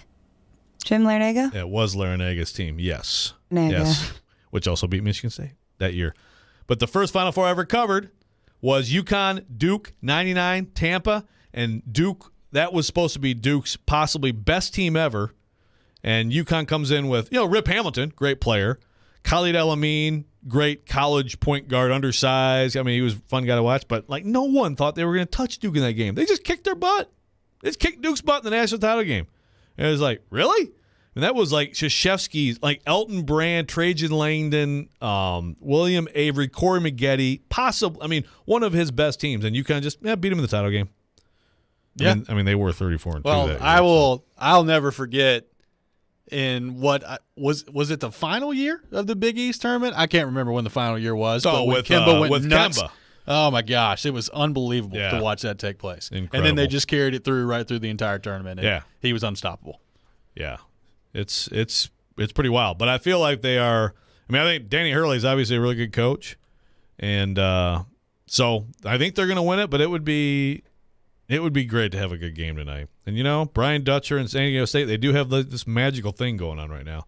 Remember, they might have won it all 3 years ago. The COVID canceled tournament when they were 30-2 going in. Yeah, look, I mean they've done a really good job in this tournament. Obviously, you got to see them up close and personal in the first round down there in Orlando, and the way that they played then. And you came out of that weekend talking about how good they were defensively, and they're going to have to be tonight as they take on UConn. But you actually picked them to beat Alabama, so I did pick them to beat Alabama. I did not pick them to beat FAU though. My beloved Owls taken down. I mean, FAU should have won that game. I know. FAU They were was in control. They were just better, really, most of the night. That's a really good basketball team. And here they are. San Diego State gets the buzzer beater, and they'll take on UConn tonight in the national title. Like, as I'm having this conversation in my head, like, in terms of the combination of men's and women's program, like, UConn's got to be number one, right? Like, is there anybody that's really even close? Yeah. Who else would be? Who else? Yeah, there's really right now. There's Baylor, but only as of recent. There have been stretches where, like, Ohio State was really good with both. Virginia? Their women's program isn't. No. Indiana. But, yeah, no, I don't think it's – I think right now for sure. Just Don Staley at Virginia. But, again, and that's going way back. But again, what'll happen is UConn will stay good in women's, and then the UConn men's hoops will miss the tournament for a few years and just come back and win it all. Come back and win the national championship. 615-737-1025. 615-737-1025. Coming up next, we'll be joined by John Glennon from NHL.com. We'll get his thoughts on the Predators, the big week they've got starting tonight as the Predators take on the Dallas Stars on the road. That's coming up next. This is Robby and Rexrode, 102.5, 106.3, The Game. Does this sound familiar? We have the worst agent in town, and we couldn't be more miserable. They showed up late to every showing, convinced us to lower the price, way below market value, and let the cat in the house. We didn't even have a cat, but in the end, we never sold our house and lost our dream home. Hire our terrible agent and see the results for yourself. You'll totally regret it. Don't let that happen. Google TJ Anderson Homes and see why we are referred so often by home buyers and sellers. TJ Anderson Homes of Benchmark Realty, office number 615-432-2919. Hey, Robbie Stanley here. The final game of the tournament is here, and there's no better place to get in on the action than FanDuel, America's #1 sports book. That's because right now FanDuel is giving new customers a no-sweat first bet up to $1,000. That's up to $1,000 back in bonus bets if your first bet doesn't win. All you have to do is go to FanDuel.com/Rob and sign up today to claim your no-sweat first bet. Then you can wager on everything from the money line to point spreads to which team will be cutting down the net. We just talked about the matchup, San Diego State and UConn. I'm going with the Huskies. I think UConn gets it done, and I'll take UConn minus the 7.5. But you can take it any way you want to take it. Just make sure you do it on FanDuel, on an app that's safe, secure, and super easy to use. Don't miss your shot at a no-sweat first bet up to $1,000 when you join FanDuel today. Just go to FanDuel.com/Rob to sign up. You must be 21 or older and present in Tennessee. First online real money wager only. $10 deposit required. Refund issued as non-withdrawable bonus bets that expire in 14 days. Restrictions apply. See full terms at FanDuel.com/sportsbook. Got a gambling problem? Call the Tennessee Red Line at 1-800-889-9789. Experience the crisp, clean, smooth, and refreshing pure agave flavor of Dulce Vita Tequila. Dulce Vita Tequila is made using only 100% USDA certified organic blue agave that is harvested from Los Altos, Mexico. Dulce Vita Blanco is additive-free and gluten-free. Try it for yourself. 1.5 ounce of Dulce Vita Blanco Tequila, 4 ounces of sparkling water, and a squeeze of lime for a delicious ranch water cocktail that is less than 100 calories. Dulce Vita Tequila, pure and simple. What if you could be credit card debt-free in 10 days and save as much as $1,000 a month? Loan Pronto's all-new Express Equity Line of Credit program is just what you need. Hey, Willie Donick here. You don't have to do a full home refi. You can tap a small portion of the equity you have and enjoy a super low monthly payment. With Loan Pronto's Express Equity Credit Line, you can close in 7 to 10 days. And a $50,000 loan would only cost you around $400 a month. Use that money to pay off high-interest credit cards or do a home improvement. You can access up to 90% of your home's equity, and 9 out of 10 homeowners won't even need an appraisal. Even if you did a total refi recently or just bought your home, you can tap the equity with this fast, easy program. Stop the madness and say no to 24% interest fees. Call Loan Pronto today. 615-499-5780. That's 615-499-5780 or go to loanpronto.com. Equal housing lender, NMLS 166-1781, subject to lender approval. When you want live and local, if they were just better at the offensive line, You can be a contender in the AFC again. they've had more winning seasons than not. 102.5 and 106.3 The Game has you covered. Looking for some national programming? Why do I want to get a running back like that 5 more years? The AFC now is so deep at quarterback. Check out 94.9 The Fan. Nashville's home for all things sports is 102.5 and 106.3 The Game and 94.9 The Fan. This is Greg McElroy, and you're listening to Nashville's best sports talk, ESPN 102.5 The Game. Welcome back in, Robby and Rexrode, 102.5, 106.3 The Game. Robbie Stanley, Joe Rexrode, Michelle Knezovic here with you on this Monday morning. Preds in action tonight on the road, taking on the Dallas Stars. Big week coming up for the Nashville Predators, and to help us talk more about that, we go to our 102.5 The Game phone line, driven by WilsonCountyHyundai.com, and welcome in our friend John Glennon, who covers the Predators for NHL.com. John, good morning. How are you? I am well. How are you guys? We are doing great. Now, John, we've talked about the game the other day. Obviously, a big win for the Predators, 6-1. They take down St. Louis. Perhaps the story of the game, and you and I were standing next to each other in the locker room after this took place. When referring to the power play, Luke Evangelista referred to the power play as, quote, the peeper, and I've not been able to get over it since Saturday's media scrum, and I know it affected you as well. It has. It was kind of a big, maybe a monumental event of this season, I would have to say. You know, I've been covering hockey games in Nashville and elsewhere for quite some time, and in all those years, I have to admit that I have never once heard the term peeper used to refer to the power play. On the bright side, a couple bright sides about that. The peeper did awake from a deep sleeper in that game. Scored a couple goals. Thank you so much. And you know, so that was a step certainly in the right direction. And on the other, another selling point of peeper is we don't have to listen to grown men talking about improving their PP, during the season as well. So from that aspect, I also like peeper. Just beautiful stuff laid out there by John Glennon. And I refuse to call the power play anything else other than the peeper from this point forward. So we'll see. Thank you to Luke Evangelista for changing our vernacular on that front. In all seriousness, what did you make of the Predators, their win against St. Louis, and the performance of two young guys in particular, Novak and Evangelista, who continue to be very impressive? They really do, and you know, I think it said a lot. You know, we've talked a lot about this young group. So many players gone, whether it's through trade, whether it's through injuries.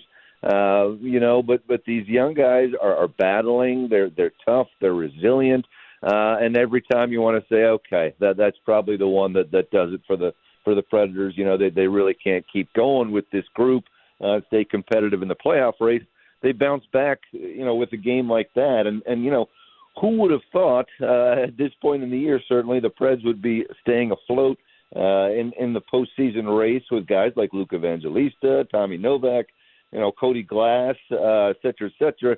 You look at this team's top 6 forwards right now, 5 of the top 6 started the year in Milwaukee, or at least played a good chunk of the year in Milwaukee. The 6th out of that group is Cody Glass, and he was considered on the bubble, going into training camp and really into the season as well. So pretty impressive effort, certainly against the Blues. It's going to be a very, very difficult path for the Predators here down the stretch. But just to be where they are right now, I think really reflects well on how this team has stayed afloat. Of those young guys, John, I think we'd all agree that Luke Evangelista is a fast riser, and it's kind of been a pretty consistent thing with him, right? I mean, he's impressed every chance he's gotten. He's very young. I think his destiny is he's going to be a key forward for this franchise for a long time to come. But Tommy Novak, different kind of situation, about to turn 26, third-round pick, 8 years ago? And, sort of like, okay, nice young player, maybe he can help out here and there. But obviously he's been a lot more than that this year. Do you feel like we're seeing just sort of, maybe a hot year for a player who doesn't quite, rise to that level long term? Or do you think that maybe he's making a case to be a top 6 guy for this team moving forward? I think he's making a pretty good case for himself. This is not a 5-game, hey, look what I did when I got called up, and I had a lot of adrenaline going. This is not a 10-game deal.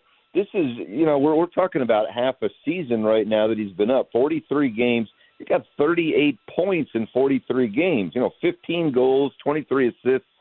So, every time you wanted to say, okay, that's a little bit of a fluke, I'm sure he's going to come back down to earth. That hasn't happened this season with Tommy Novak. And you see definitive changes in his game, too. The word that John Hines has used, fairly regularly with Tommy Novak is a little bit of swag. I kind of asked him the other day, I said, sort of how do you define that swag for Tommy Novak? And I think a lot of it is kind of poised with the puck. And you can see that. He's not rattled at all. He takes his time, whether he's passing, whether he's shooting, and he's become a pretty impressive sniper as well. His ability to pick corners has really been noticeable, I think, the last several weeks here. So I really think he's made a strong case, to be a big part of the top 6 moving forward. John, speaking of the top 6 moving forward, what do you think Cody Glass is? I mean, we know where he was drafted, and we know, like you said, he was on the bubble this year heading into camp, and he's been given a ton of responsibility. He's scoring goals left and right lately, particularly in front of the net, which I think is a good sign. But as you forecast what he could be for this team moves forward, what do you think that is? It's an interesting question, Robby, because I don't know if he's definitively solidified himself as a top 6 guy at this point, and really that's kind of what he needs to be. At this particular time, is he a top 6 guy? Certainly. With the Predators, as we mentioned, so many trades, so many injuries, and he's playing a key role. I want to say he's scored 3 goals in the last 4 games. And you look at his points per game with Nashville under John Hines, it's improved from what it's been, with Vegas as well. So I think, he's certainly shown enough to give himself a chance at competing at a top 6 forward spot, when everyone is healthy. But I wonder if, eventually it becomes maybe a top 9 type situation for Cody Glass. But I do like the upside. I think he is one of these guys that is a little bit of a late mature, a late bloomer, a guy who seems to be getting more confidence as his career goes on. So he's got a shot moving forward. I don't think, when you look at, like, say, Novak's numbers, you say, wow, I don't think there's any doubt that he's in the mix for top 6. Cody Glass, I think there's still a little bit of question there, but certainly we're seeing some upside that maybe his first team, Vegas, didn't find in him. So, John, as you look at the path ahead here, this team has huge games at potentially huge games at Winnipeg, at Calgary. What must be done in the 3 games before Winnipeg for them to still be valid? To still be in it. Do you feel like they got to get 2 points, 4 points? What do you think they need to get done here this week? The more I look at the schedule ahead, it is daunting. It is a very, very challenging task when you look at what the Preds have upcoming, and what they need to do to potentially secure playoff berth. You look at the Preds' 7 remaining games, every single one of those teams is above them in the standings right now. And it's going to start tonight in Dallas, then a home game Tuesday and Thursday against Vegas and Carolina. those are some pretty difficult tasks. I'd say at least 4 points, however, is necessary because let's say you look at it right now, they're down by 5 to the Jets, right? 5 points behind the Jets for that last playoff berth. Well, if you say Winnipeg goes 3-2 over those last 5 games, right? That gives the Jets 95 points. And here you got the Preds sitting at 84 right now. They've got 7 games left. You're going to say the Preds need 96. If the Jets go 3-2, the Preds need 96 points to top the Jets for that last playoff spot. That means they'd probably have to go 6-1 in those last 7 games, and they're going to be an underdog in probably every single one of those games. So odds are stacked against the Preds right now, but hey, they've kept it entertaining. They've stayed afloat, and who knows what we'll see over the last couple weeks. John, what do you think the future looks like for Ryan McDonough? We've talked about him a lot, and obviously the Predators have sold off a lot of their veteran players, and he's a guy that's done a whole lot of winning before. He's got a hefty contract that comes along with him as well. And Barry Trotz talked about, basically how much he loves Ryan McDonough when he was announced as general manager coming up here a few weeks ago. What do you make of what the future looks like for Ryan McDonough here in Nashville and the role that he's played kind of helping these young guys come along to this point? Yeah, I think certainly we speculated that maybe, Ryan McDonough might be one of those guys at the trade deadline if someone wanted to pick up, the remainder of a pretty hefty contract that might be gone. And I think the same situation moving forward, there's certainly the possibility that as the Preds continue to try to sort of rebuild and go younger, that maybe McDonough, becomes attractive to teams looking for a veteran. But, you can't go with a complete, kind of kindergarten class for a team either moving forward. And I think Ryan McDonough has been, kind of a tremendous, sort of settling presence on this team. I think the leadership that was sort of touted when he came here was not hyped at all. I think he's been an excellent leader. And if you can keep a guy like him while you're still funneling some of these younger guys in, you need some guys that have been through the wars before, to kind of sort of set the temperature of the room and so forth, to keep guys in check, and kind of keep that culture in line as well. So I think it would benefit the Preds to keep Ryan McDonough around moving forward. Okay, let's talk about another Ryan. We were talking about this earlier because a lot of possibilities to play down the middle, young guys for this team next year. What do you think about the idea of buying out Ryan Johansson? Not completely out of the question. I think, and again, I was looking back, a few weeks ago as well, on kind of one of the more interesting quotes I think that John Hines has had this season, and it came about as the Predators really were having a pretty good stretch, just when a lot of these veterans were either getting traded or getting injured as well. And John Hines had a pretty telling quote. This was about 3 weeks ago, and when he talked about sort of the identity of the team, with the younger players in, he said, we're competitive every night. You're not asking or begging for effort and competitiveness that's not naturally that's naturally there. And to me, he was talking more about the younger guys coming up, but I think John Hines was also talking about that group of players, Johansson included, that I think he had a trouble motivating at times. So, I wonder as you're turning over the team and as you're trying to change the culture, maybe that's that is a possibility. Maybe he's a guy that you say, okay, he's done great things over the years, but we're looking for a culture change in the locker room.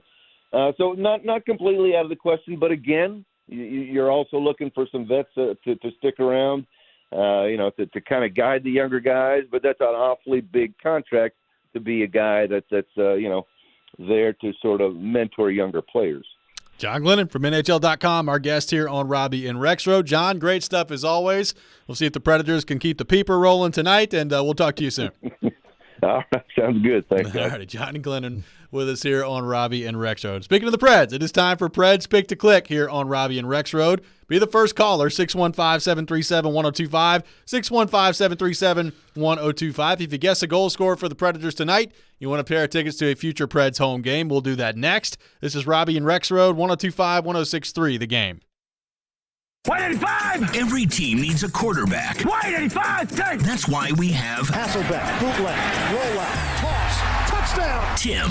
You can run good plays at the right time. ESPN NFL analyst Tim Hasselbeck gives his expertise on all things NFL. You evaluate players, and then you're turning them over to the coaching staff. Every Tuesday at noon. At the right time. With Caroline, Willie, and D-Mace. Tim on 102.5 and 106.3 The Game and the Game Nashville app. There's never a good time for your furnace to go out, especially in the winter, but it's always a good time to call Lee Company. Our heating and air conditioning pros are available 24/7. No heat? Don't wait. Call Lee Company now at 615-567-1000. Our expert technicians will diagnose the issue and fix it right the first time. When you're cold, you need someone you can count on to bring the heat. Call Lee Company now at 615-567-1000 or visit leecompany.com.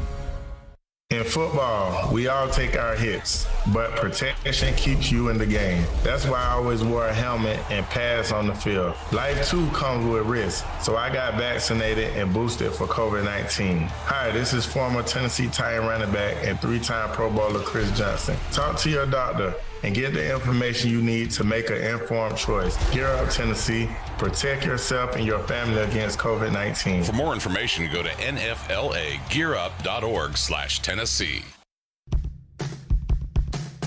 You want a mower that delivers a quality cut and an exceptional ride. You need the Kubota Z200 series with the new K-Ride comfort system, designed to give you everything you need to glide your way to a perfectly manicured lawn. Visit your local Kubota dealer today. Visit Coleman Tractor Company, your local Kubota dealer in Clarksville, Nashville, Paris, and White House. Hey y'all, it's Caroline Fenton, and I want to tell you about my friends over at 312 Pizza Company. 312 Pizza is my favorite place in town. It's family owned and operated, bringing you a slice of Chicago to Nashville. 312 Pizza Company specializes in deep dish pizza, thin crust pizza, and all things Chicago style, always made from scratch using secret family recipes passed down generation to generation. 312 Pizza is open every day except for Tuesday and is located in Germantown with dine-in, takeout, and curbside available. Call 615-730-7888 or head to 312pizzaco.com to order. 312 Pizza Company, Nashville's authentic Chicago pizzeria. Sometimes he gets lonely and needs some company. 10 for 17 for 45 yards in his career with 1 interception. This is one of those years where it's a step back for them. And that'll create more one-on-one situations and make it easier for him to throw the ball down the field. It's Stillman and Company. You've got real talent. With Jared Stillman, weekdays from 2 to 6 on 102.5 and 106.3 The Game and the Game Nashville app. Good morning. Good morning. You're locked into Robby and Rexrode. I had the radio on. I'm listening to 102.5 and 106.3 The Game and the Game Nashville app. It's time for Preds Picks to Click. And a shot at the score. Do you think you know who will score a goal in tonight's Predators game? Little give and go. Shoot your shot for a chance to win Preds tickets. Call 615-737-1025 now. Pick to Click is brought to you by TJ Anderson Homes of Benchmark Realty. Visit tjandersonhomes.com to see why they are preferred so often. And by Superbook Sports, voted #1 sports book in Vegas. Download their app today. It's Pick to Click, now on Robby and Rexrode. It is that time of the day, time for Preds Pick to Click here on Robby and Rexrode. The Preds in action tonight, taking on the Dallas Stars on the road. So tonight on the road against Dallas, tomorrow at home against Vegas. The standings in Preds Pick to Click, which is brought to you by TJ Anderson Homes of Benchmark Realty and Super Big Sports, are as follows. I'm still in first with 16 correct answers. The listeners with 14, Joe with 11, and Michelle with 7. The last time we picked was a shutout, so nobody scored. So I totally should. Joe almost I was picked right. it. I was flirting with it. I should have done it, man. So we'll see what happens this time around. With that in mind, let's go to our 102.5 The Game phone line, driven by WilsonCountyHyundai.com, and welcome in Brian, who is today's participant. Brian, thanks for calling in. Who is your pick to click for the Nashville Predators? Hopefully, Tommy Novak will light the lamp tonight. So there we go. Novak the selection. Brian, thanks for calling in. We appreciate it. So Novak off the board. Joe Rexrode, you're up first. Novak off the board. Your pick to click for the Nashville Predators. I thought for a minute he wasn't answering, and it was just going to be how he was going to say Shut up. Nothing. It's like if a tree falls in the forest, anybody hear it? God, I almost want to say that too. Do I go there? That's up to you. Is it Preds getting shut out in Dallas tonight? Dallas playing for a whole lot. They are. That's up to you. You're gonna You use should one do of it. I'll go Luke Evangelista. You're going to use one of your first, the one time you get the first pick to just go nobody? Is that what you're going to do? I know. So Evangelista, the selection. Novak, Evangelista, two of the players that were on fire last time out for the Predators off the board. Michelle Knezevic, you're up next. Your pick to click for the Nashville Predators. Well, I was urging Joe to pick a shutout so then I could pick Luke Evangelista, but now that he's off the board, I will pick